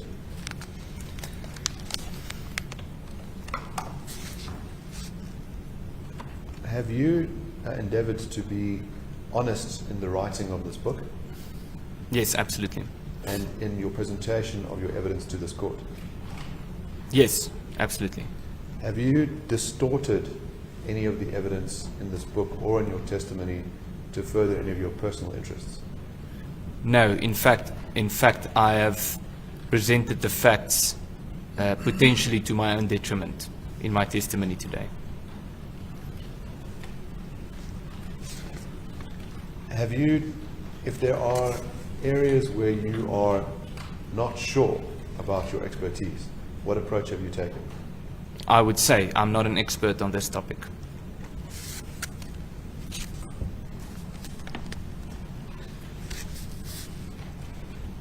Would you describe your book as one of the most comprehensive books on the topic of farm attacks and hate speech and their connection?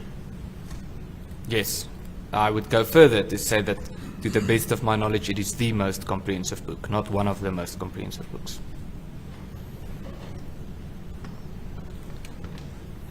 Do you think that you are an appropriate expert in this case?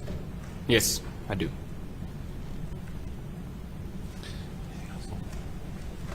My Lord, I have no further questions for the witness.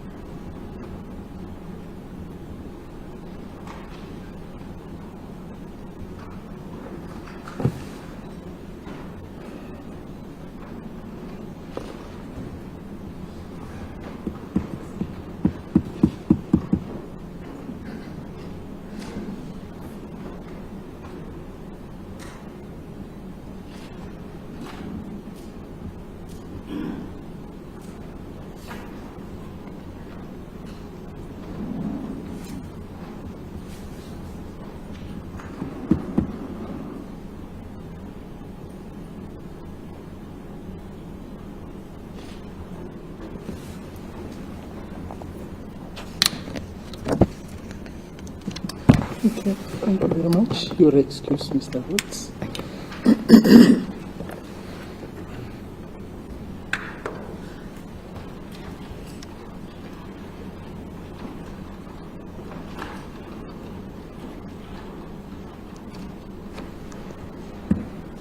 Yes, Mr. My Lord, we judge should take the lunch break. I have a witness in you might testify after lunch. Is it the factual witness or an expert? An expert witness. And just give me a sense, how long is the expert going to take? I imagine that my evidence in chief would be in the region of an hour. Okay. The hope is to finish with that evidence today. And then you'll have one factual witness? Two factual witnesses and one further expert. The intention is to call structural witnesses on Monday, the expert on Tuesday, and then forwards discuss it on in 3 days to call their two witnesses, Lemon and their two witnesses from Mexico. Okay. Okay, thank you very much. Let's then adjourn for lunch. The court shall adjourn.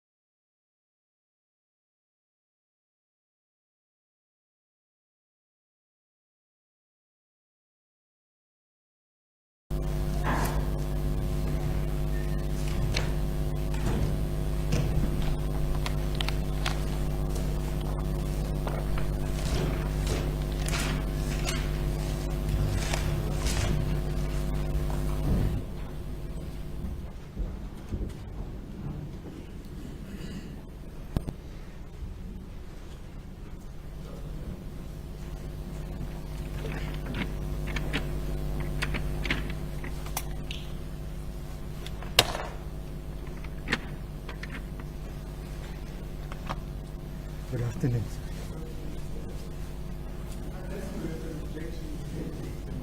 Yes, I will do that. Thank you, sir.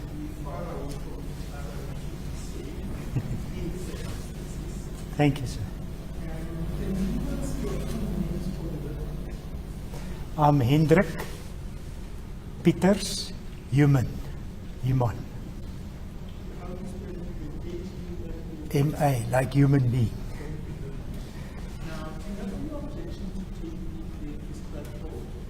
No, sir.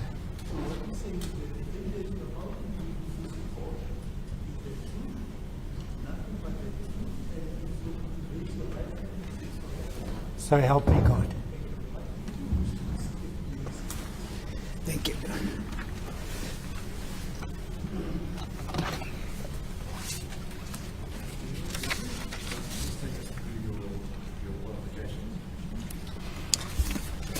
Thank you.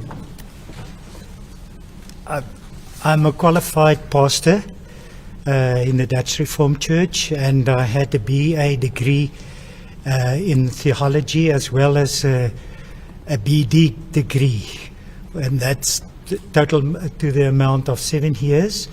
And I'm an ordained minister of the church, and I'm also qualified as a specialist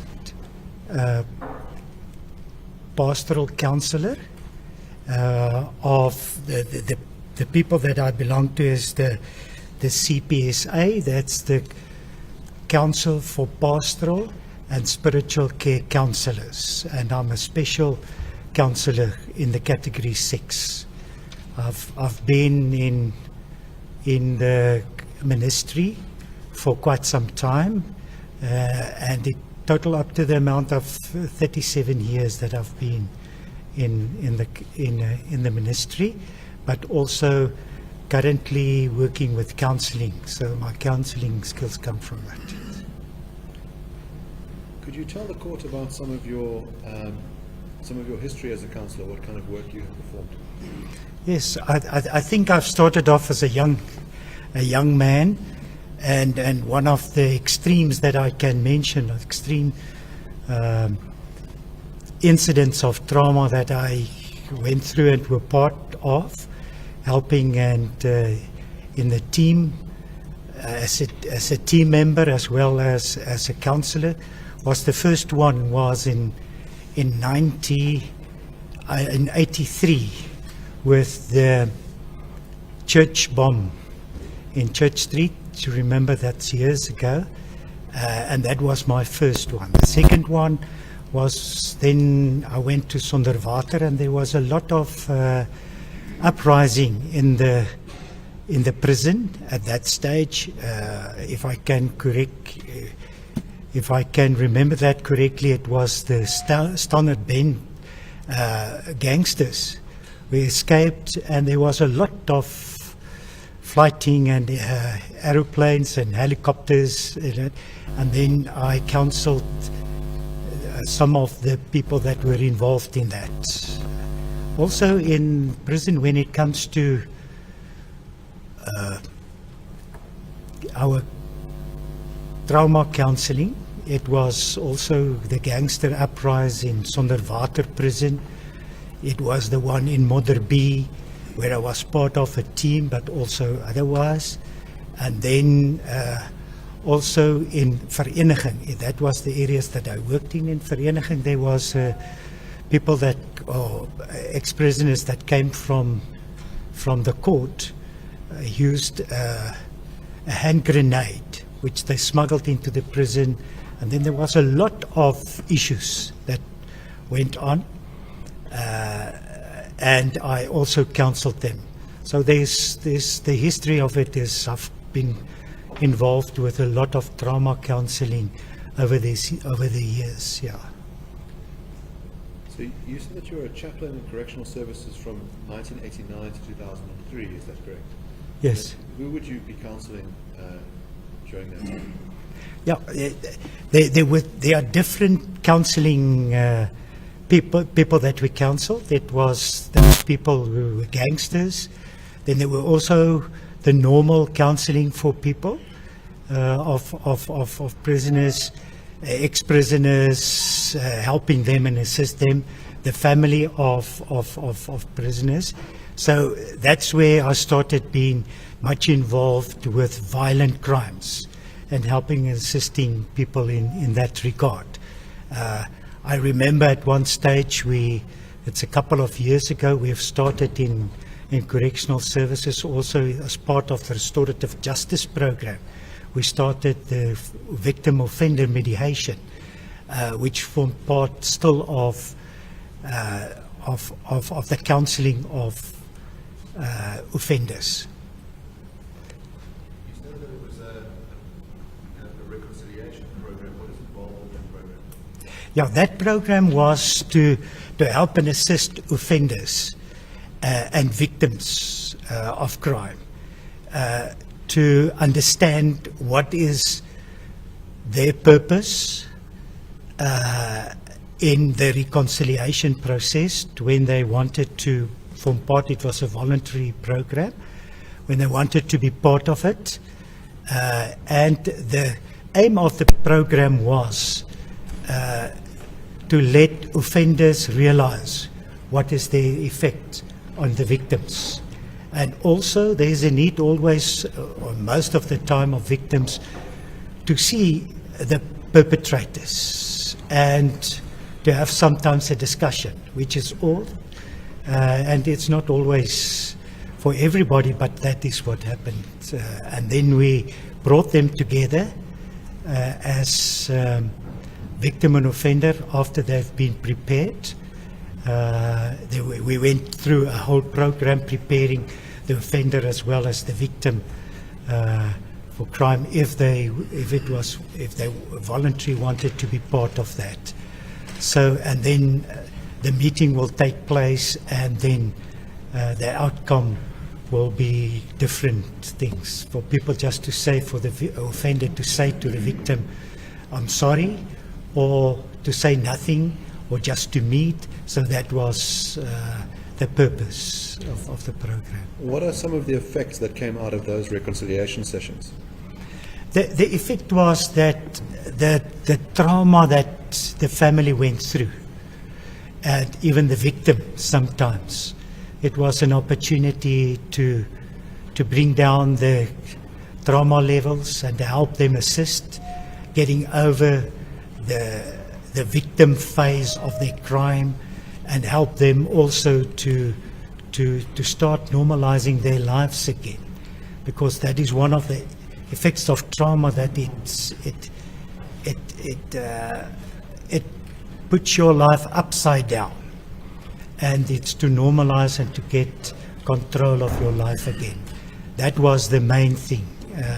And from a pastoral side, if it was then necessary, some people wanted to say, I'm sorry for what I've did, after they had a lot of, after they got insight in what happened, or what was the effect of their crime on the family or the victim of the family.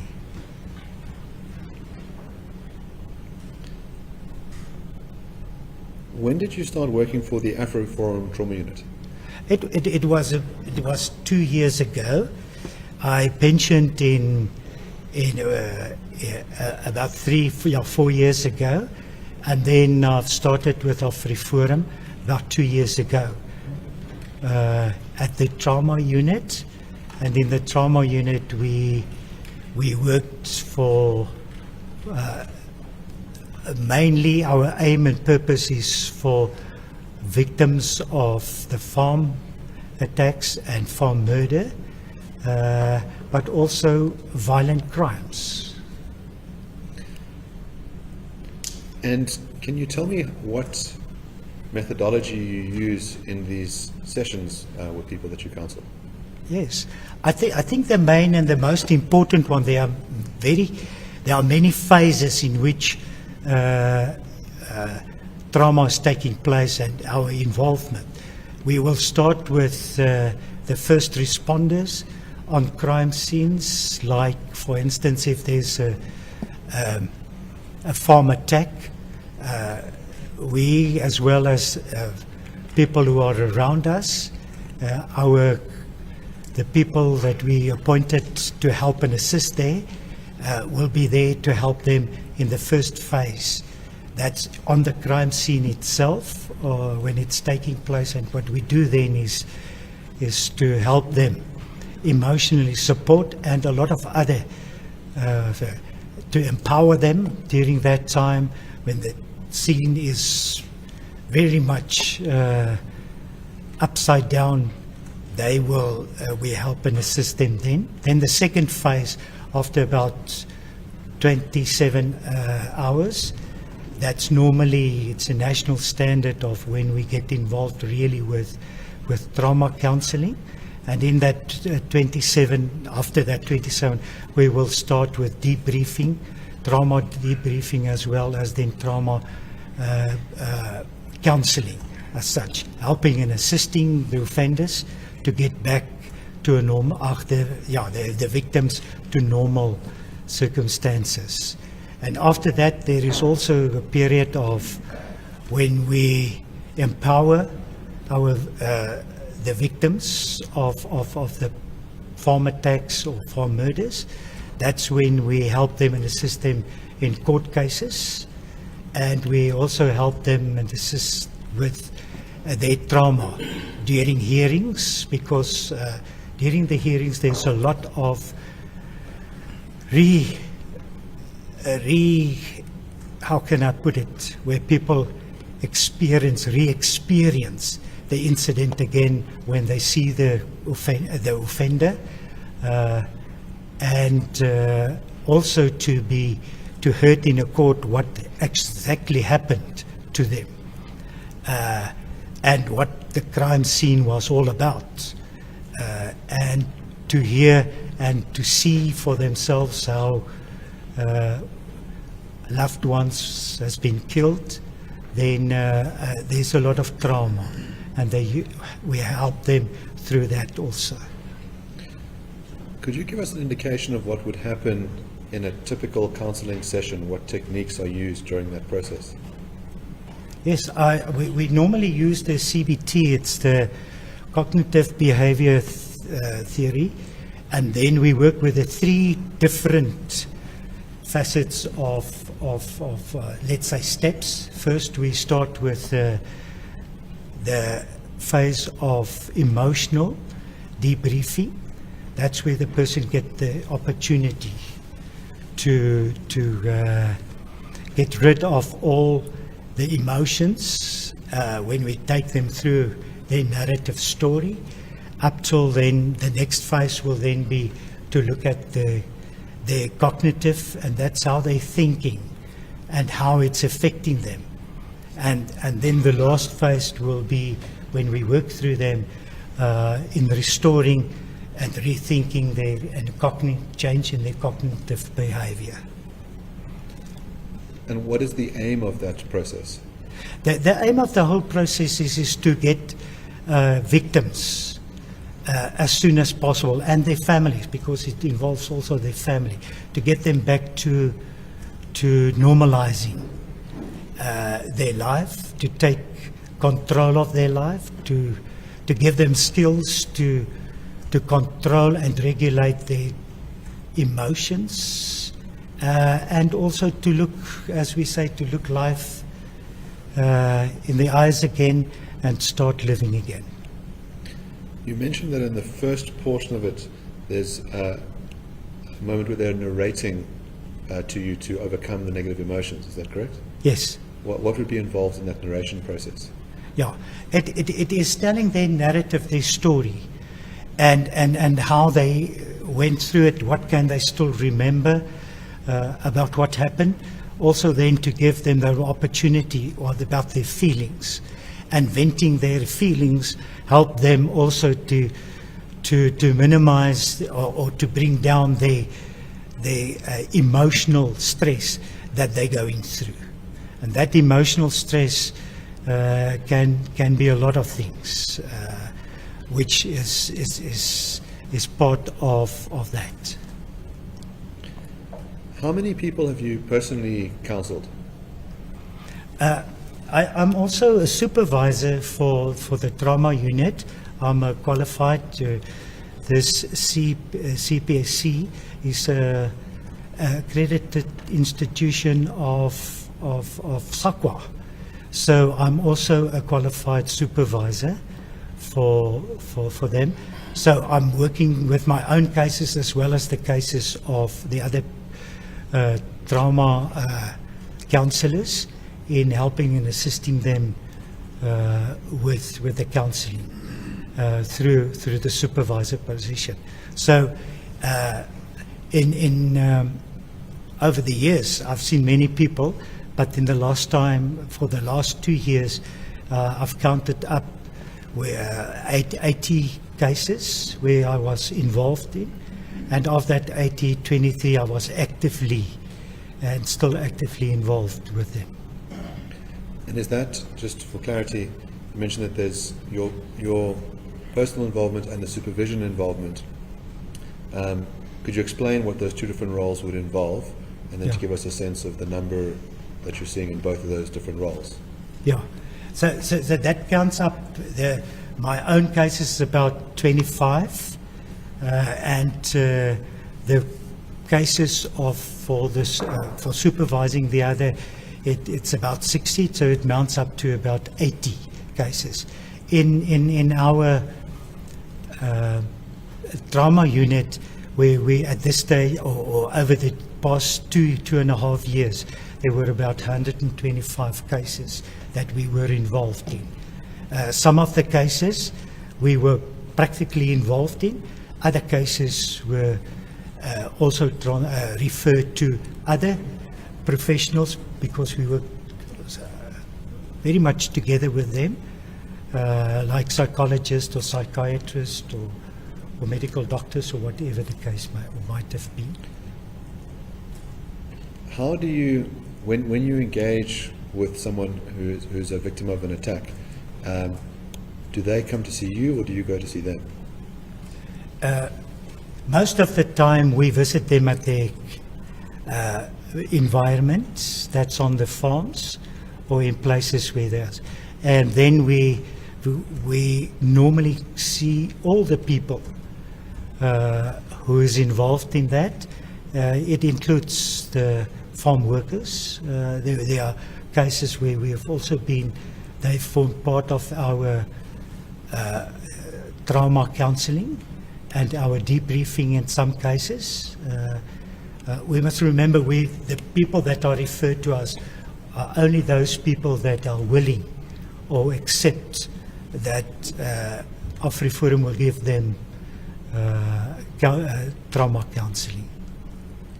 So if I understand that, is it that you'd be having a session with the person who was attacked and other people who are on the farm, is that correct? Yes, that might be the victims themselves and also the family that is involved, which is secondary trauma, sometimes children that were not involved directly, but they are also traumatized, and we call it secondary trauma that they are involved in.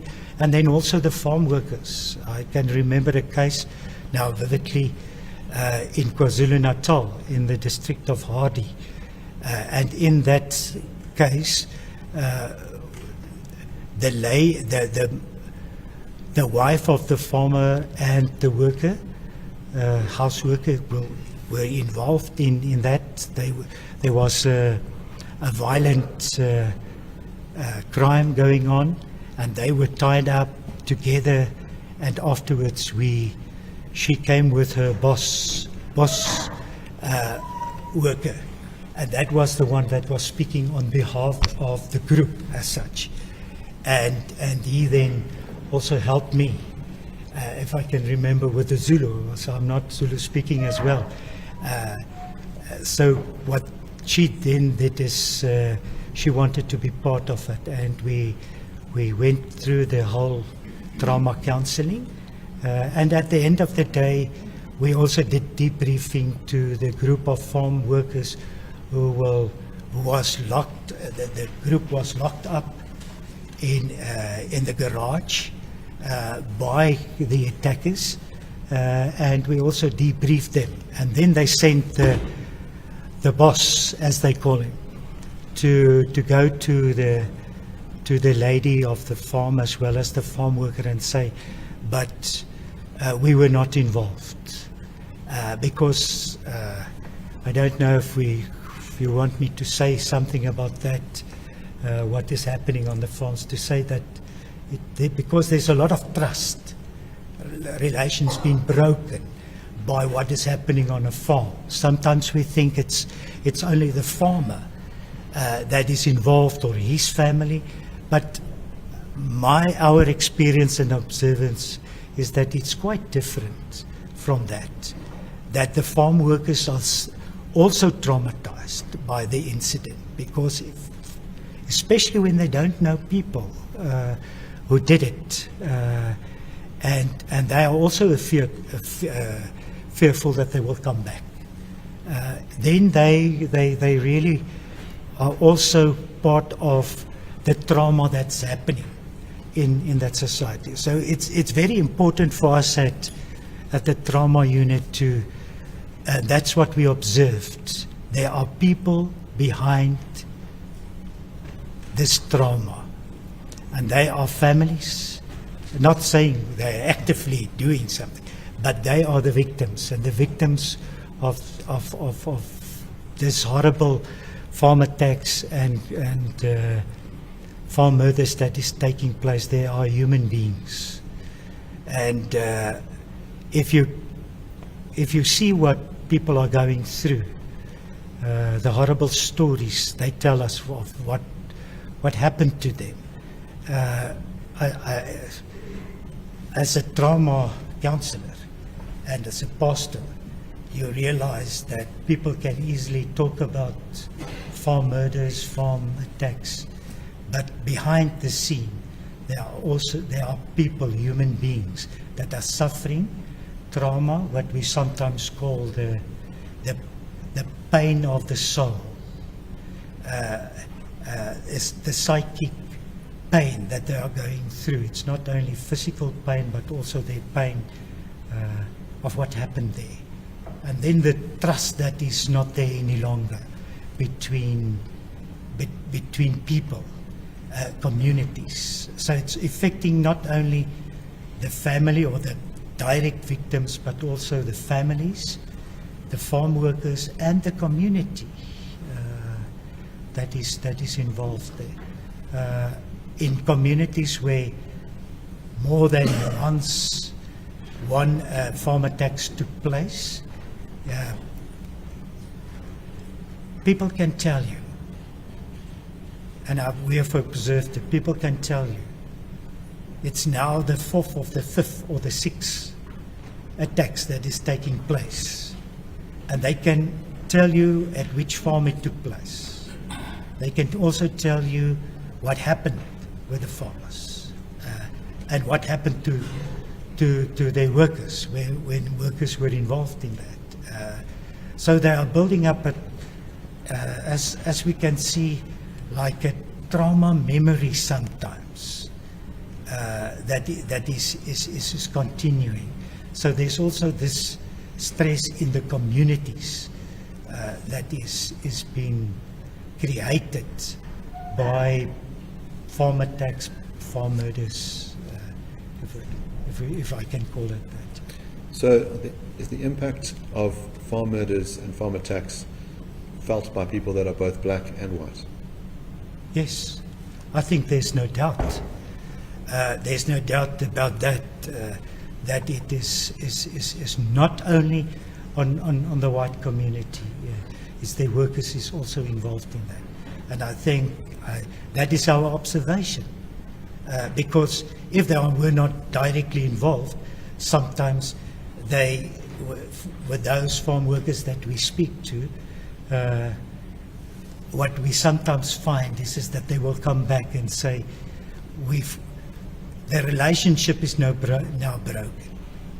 Because we think the farmer is thinking that we are guilty, that we assisted, and we did not do it. Because on the other hand, when the farmers are looking at it, It is also from our observation that who do you trust now? So the trust relationship is been broken, and there's a lot of community distrust that is taking place that should be restored. Do they describe what the community was like before the attack, what the relationships were like before the attack? Yes, I think if I can bring you back, if I can do that on, I think it's the last page or somewhere around there where I talk about the community and what effects it has on the community. And that is what we observe. It's the last page there. Fear and anxiety in the community over their safety and security. That's at page 307, my lord. Sorry, Honourable. Did you have it? It is that the fear. Once they claim the safety of the once calm and safe community turns into a very unsafe place to be at. There's a lot of shock and disbelief going through a community. They realize it.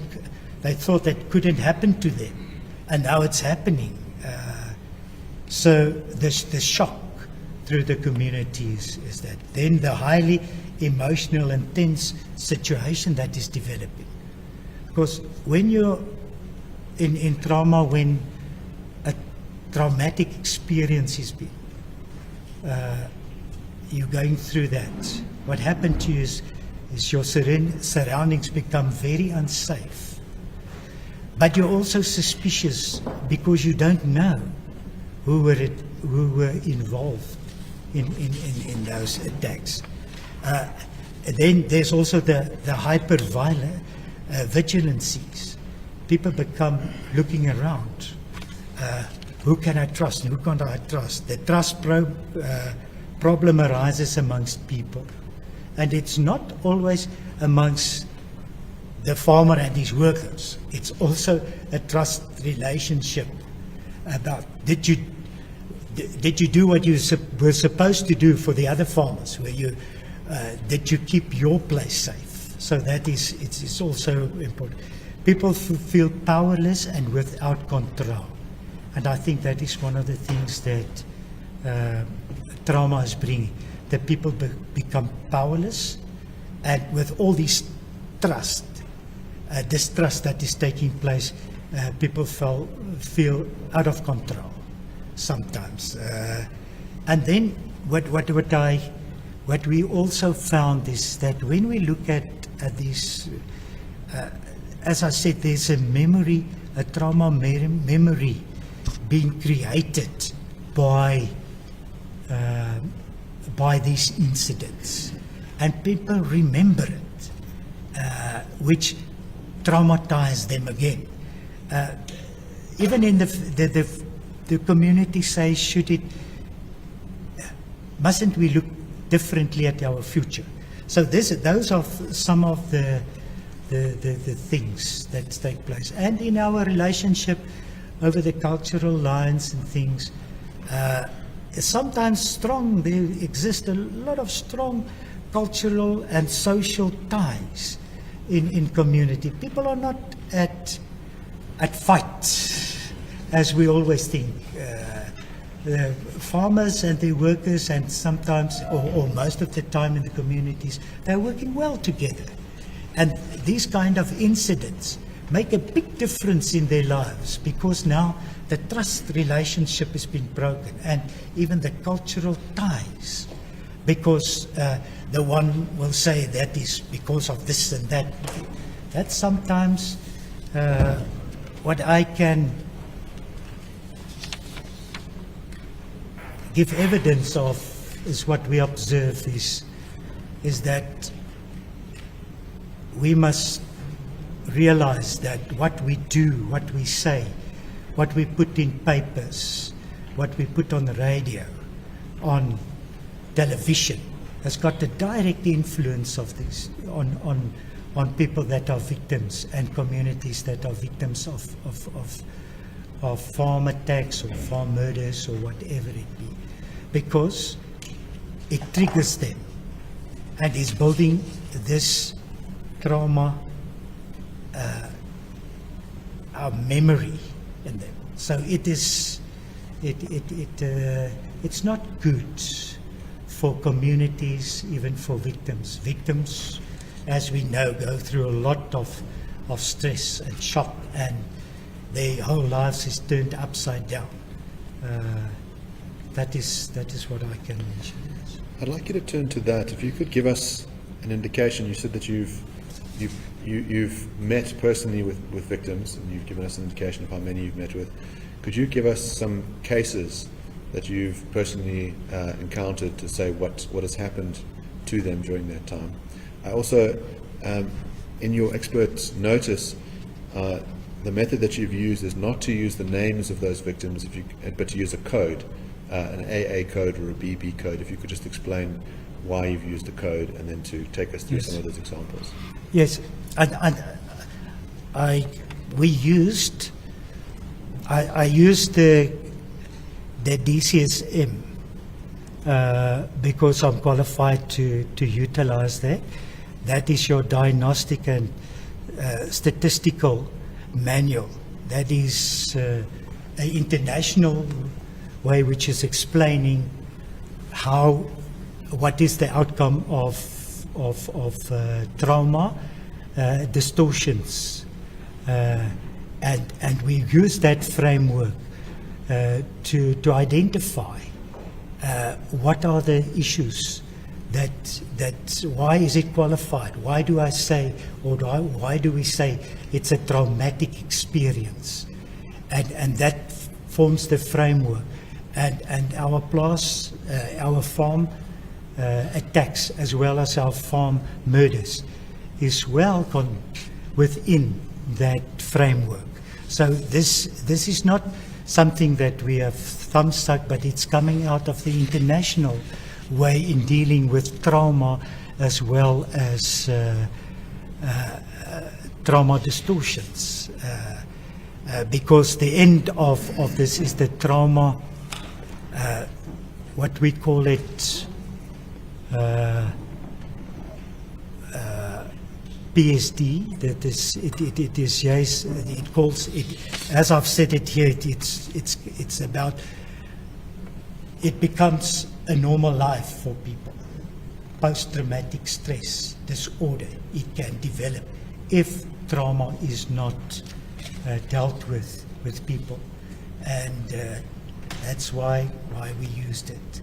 So in this case, we've used cases that we've been involved in, and we've decided to help, not to expose victims of crime. We have just given alphabetic letters, which is linked to a certain case, and that case is in short explained. And what I've tried to do in my evidence is to say the criteria that is being used in the DSM, we have applied it to what is in this report, and first of all we say that it's violent, and we have mentioned all the violent issues where people using objects, where they use guns, all the violent methods. And then there's a second thing, we say, we explain what are the emotional implications, the impact of farm attacks on the individual, as well as the family, and as well as the community as such. But whilst you are speaking about that, you remind me, in my evidence I made a mistake, sir. Honourable, it is only with the coding, and I just want to rectify it. I've made code numbers twice where I shouldn't do it, and I picked it up. If it's possible, I can say to you, like for instance, I just want to, it's not rectifying the the content as such. It's just the numbering. I found out when I prepared it, and that is on page 301, D. It shouldn't be BB but DD. And then in that same paragraph,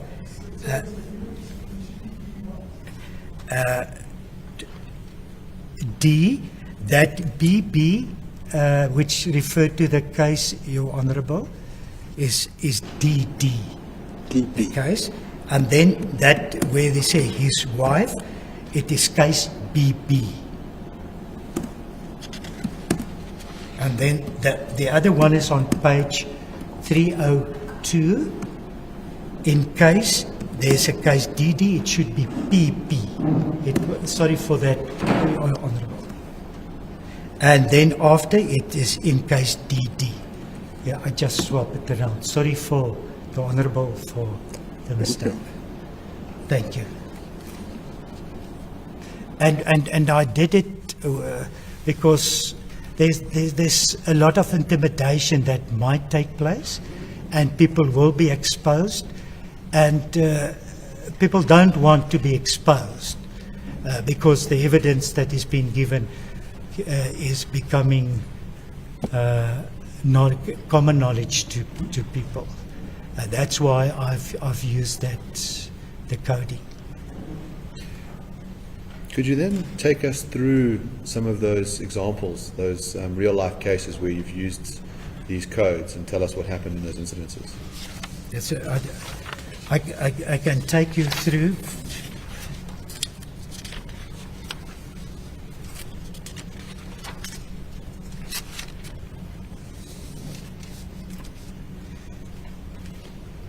For assistance, I'm not sure if you have pagination on numbers. page. There's, it's red page 300, but yours might not have that. It's after paragraph 10. There is a number 1 that says dangerous weapons are used Yes. in these attacks. Okay. You can start there. I will start there. Why it's violent that in all cases, two issues are being used: violent weapons, or with people, and also violent language, intimidating people. And that in case AA, at the farmhouse, the farmer was shot 6 times. I just explained how violent it was. He was shot 6 times in the lower part of his body by an assault rifle. Whilst he was lying on the ground, they kicked him, and when he did not answer quick enough, in the case where the attackers asked him, he was shot. And that's where the 6 times comes from. They did it 6 times to him. In the other case, at BB, the attackers used assault rifles in killing the farmer at his gate. The farmer and his wife were killed. Then in case DD, as I said, he was tied up in the bathroom with barbed wire. And in case BB, the wife was assaulted and seriously burnt with an iron. I think those cases were reported in newspapers, and some people know about that. The other one is also the violent breaking in CC, when the attackers locked the husband in the bathroom, and the attackers shoot through their windows and to get into the house itself. They were not scared of that. Then the death threats and manhandling. I think there are certain cases that I could tell you that the first attackers were on C at PP, where that is at a case round about the Bonnievale, that area, where she was burnt with hot water that were poured on her. So just to tell the violence of these type of crimes. And then at the case, it was here at, or in nearby Rustenburg on a farm, where they sprayed doom on them and diesel on the farmer and his wife. And so at sometimes you can say it could be described as torture that people sometimes go through. The attackers kill. There's a lot of killing taking place. The trauma is not only been stealing and getting away, but there's death taking place. And death is one of the serious incident that can happen to a person to cause extreme trauma in people's lives. So there's the cases that I mentioned at EE. The farmer and his wife was shot at the entrance of the gate and farm gate, and FF, the farmer, was shot at the sheep kraal.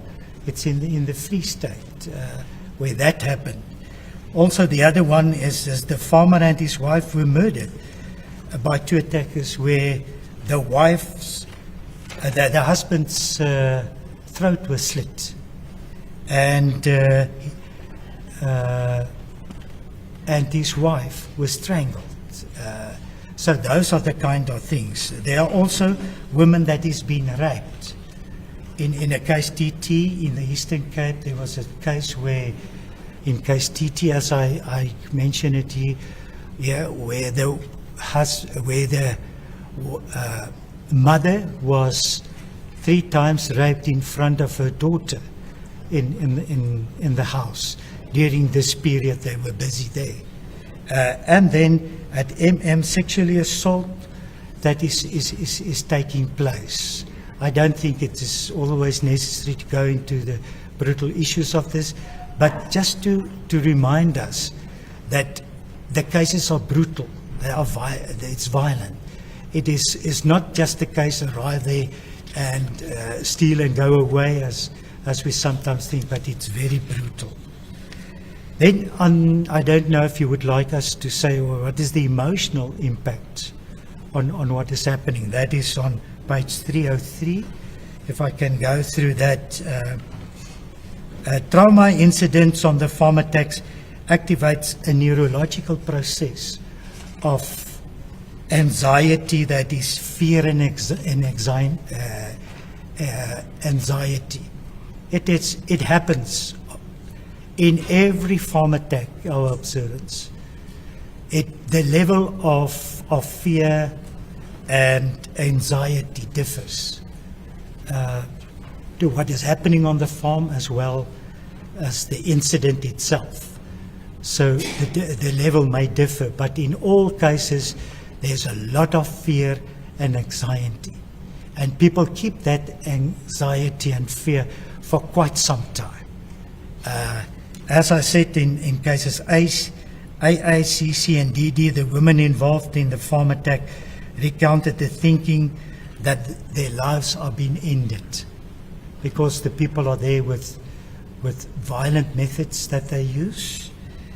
In case AA, the attacker forced the teenage girl to partly undress and parade in front of the attackers topless. It was humiliating for her, and she was terrified as she was afraid that she would be raped. So this is the kind of thing that's taking place. From the other thing is that flashbacks may occur. That it is not that when the attack is over, you are now released from the fear and the anxiety. They get flashbacks of the events. There are triggers. At one farmer at AA, the farmer that was shot several times said that when he goes back to his farm and he tries to enter the gate, he gets the anxiety and the fear of the incident that took place again.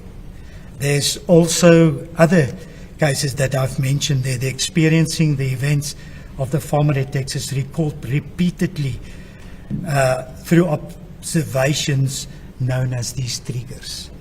DD, the farmer, that is point 21A, DD, the farmer testified that after a year of the farm attack, he was still avoiding the barn where the attack began. So they avoid certain places to go. So it takes some time for people to recover from what is happening there. And in the same incidents that's taking place, it's not the individuals or their families that are involved, but also the community suffers, and you can see people try to get back to the normal way of living and trying to do. But it is hard for them. It's hard work to get through the trauma and to get back again, to control your life again, to get a normal life. That is what I see. The peaceful environments that people once experienced on the farms is gone, and they have to work on it again. So that is why they became hyper alert of what's going on. Some farmers don't want to go back to their farms because they say, what is in it for me to go back to my farm, and I put my family and myself in danger again. But it happens in the first few months, but through trauma counseling and also the help of other professionals, people are getting back, and the situation is sometimes normalized. But people never forget the incident, and the triggers will keep on even for months and for years. And what makes it worse, I know we are on a court, but that is what our observation is. The postponement of cases make it very difficult for people to move on with their lives. We've got cases where people have been 3 years, 4 years, when cases is not finalized.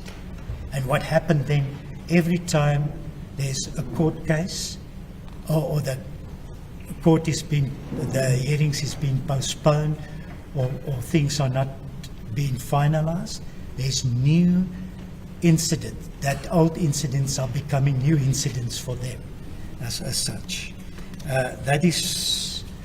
So it takes some time for people to overcome what is happening and to overcome the trauma as well. Okay. Victims feel that they've lost control of their lives. This is one of the main things of symptoms of extreme traumas. People have lost control, and they feel they've lost control totally of their lives. And that's when they get depressed. That is when people feel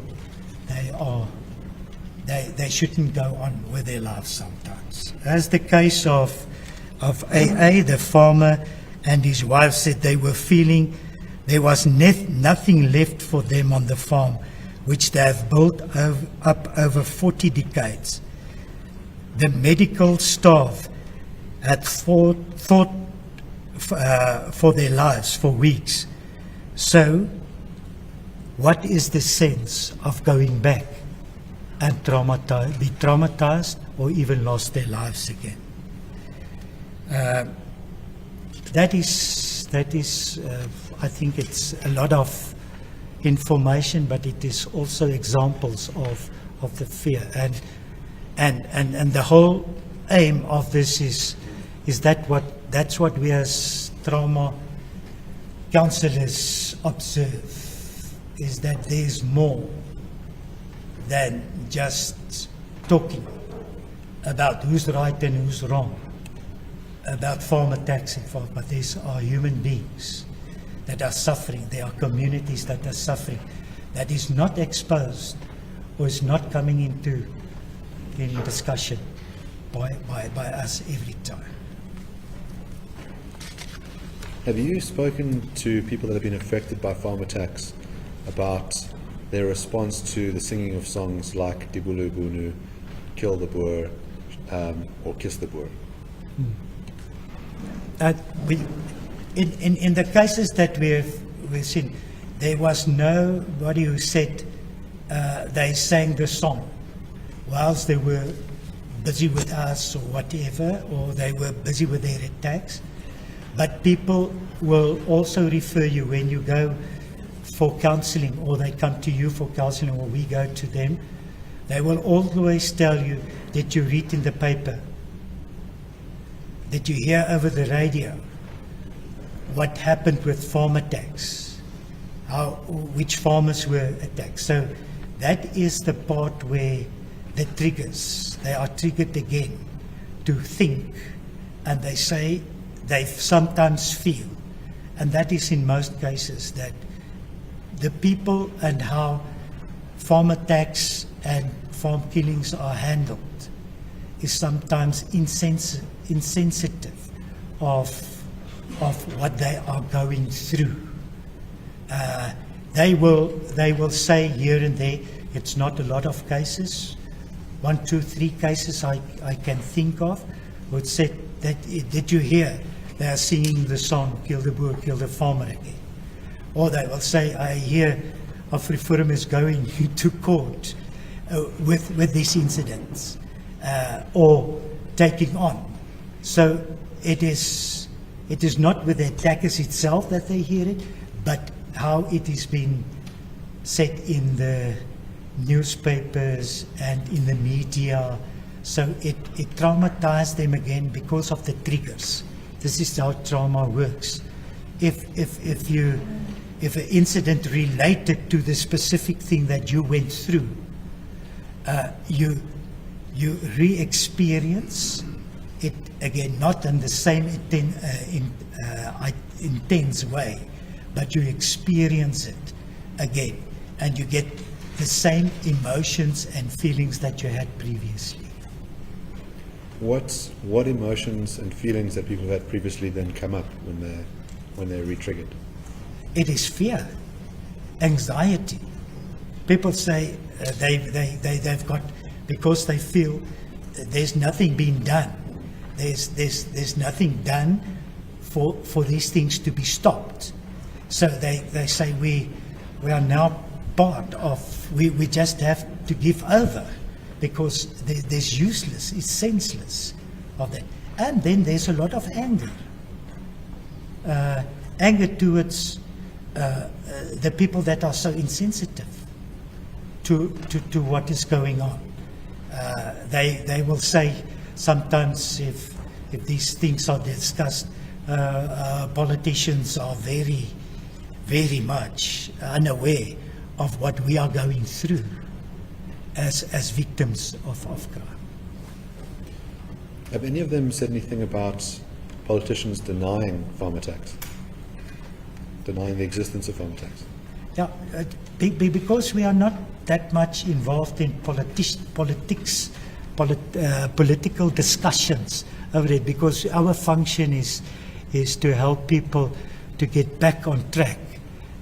So we do not go into those discussions, because we know it's not good in the process, in the healing process, to go into politics again, which will bring back those fears. So we do not really go into those discussions. Is there a difference between a emotional state and post-traumatic stress disorder? Yes, there is post-traumatic stress is the end phase. If you do not deal with your trauma and your stress, it can go over into post-traumatic stress. And that means that the same emotional feelings that you've got and the state that your body are in when you are traumatized is a continuous one. That's when people go into anxiety, distortions, in fear, which become permanently part of their lives. So there is a difference between the trauma and the post-traumatic stress. Post-traumatic stress is a more serious way, which is becoming more permanently for people. Could you describe the effect that post-traumatic stress disorder would have on someone in a kind of long-term way, the functioning of their life? Yes, they will struggle to work or keep a work. They will also be afraid to be in places where their trauma took place. They won't go back to that farm. They avoid those places. They will always be on hyper-vigilant phase. They will always look around, see if there isn't danger or people or places which can aggravate their feelings. And they will be anxious. It becomes so part of their life, anxiety, if it's not dealt with. And they will also withdraw them from the community, from their friends.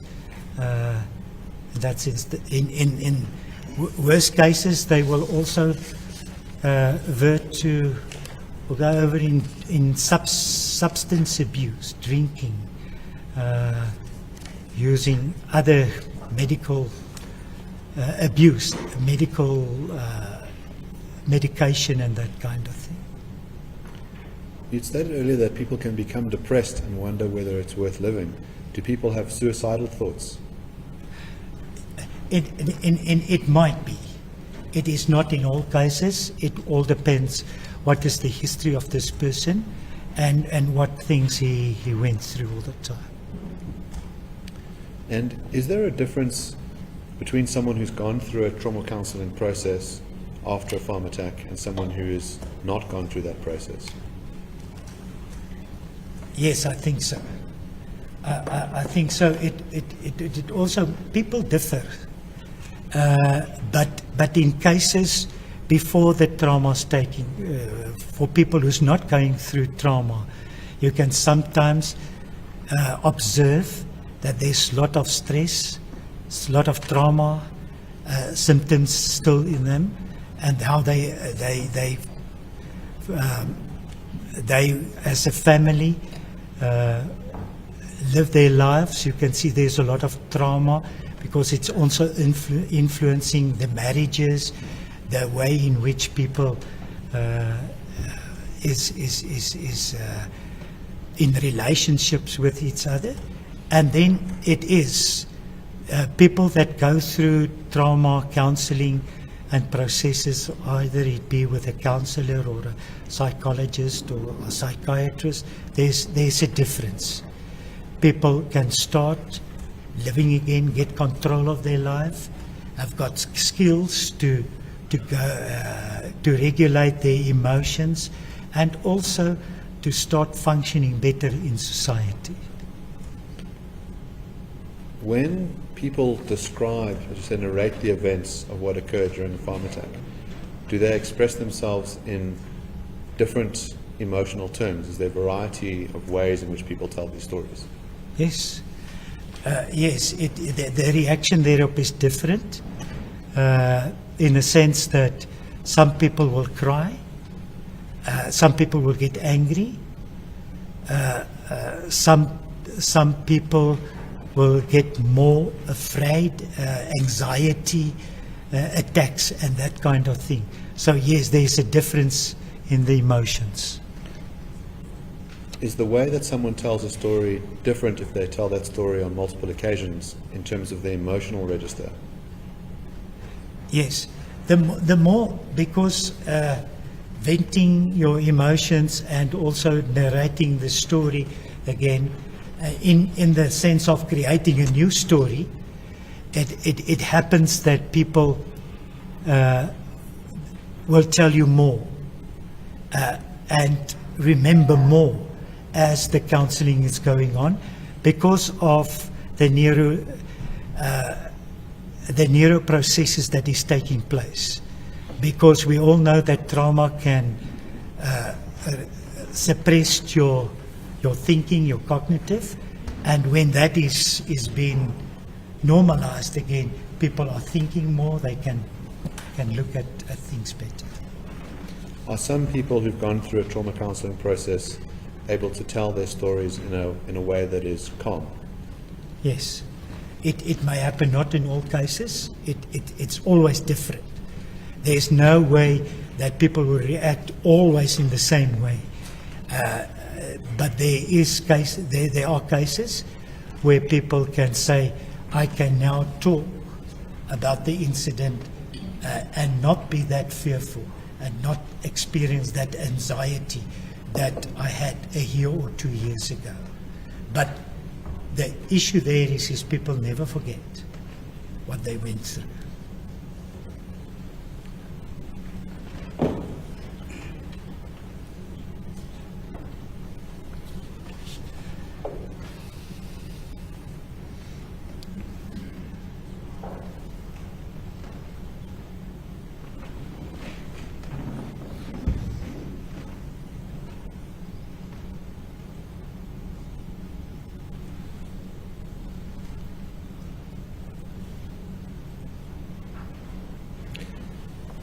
Could you give us an indication of how long the effects of the attack will last with someone?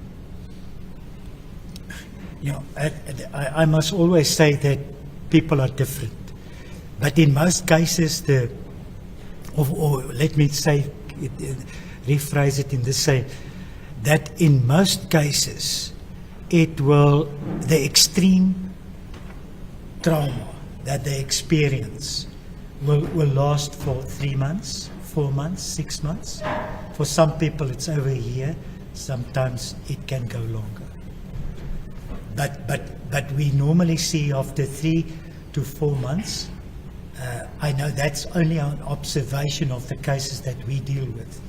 But in the DSM, they will also explain that people are experiencing differently. But 3 months, 4 months, 6 months? You mentioned that that's the sort of first stage. Yes. Are there later stages? Yes. I think when people first is to get over the extreme trauma phases of an anxiety and fear and not controlling and not in control of my life. And as the counseling taking place, people are recovering, people are healing to a certain extent, and they start thinking, and that was the cognitive restructuring taking place. People are becoming to think differently of what happened to them, and they will see that there is still part of my life is still here. I can still continue. I still have got other children. I still have got family to live with. And the normalization of their lives are then start becoming apparent. You stated that they always remember. Is there a sense in which the incident will be with that person forever? Yes. Not experiencing the whole incident as such at that extent, but they can sympathize with other people when they read it in newspapers or a story or something is happening over the TV or television, or they have got talks or something's happened in the community. People still realize that, and people will at the end say that thing that they didn't want to say at the beginning. I was actually lucky that I'm still here. It's not something that they want to hear because it's not lucky for them to be through to go through a trauma. My Lord, I have no further questions.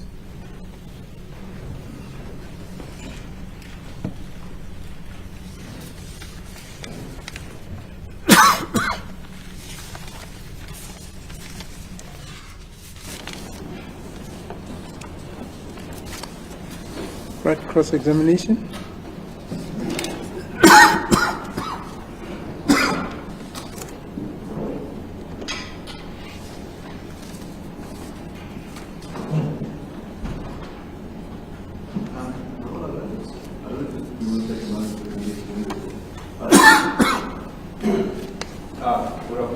Good afternoon, sir. Lordship, Questions for the witness?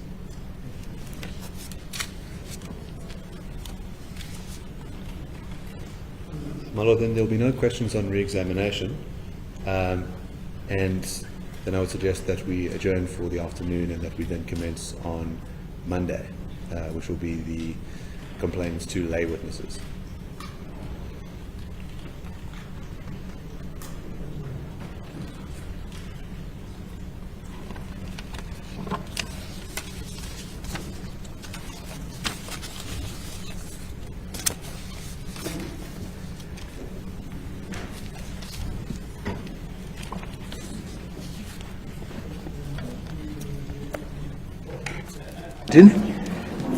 Thank you, Mr. Human. You are excused. Thank you very much. Thank you very much. Thank you for coming. Honorable, thank you. Thank you.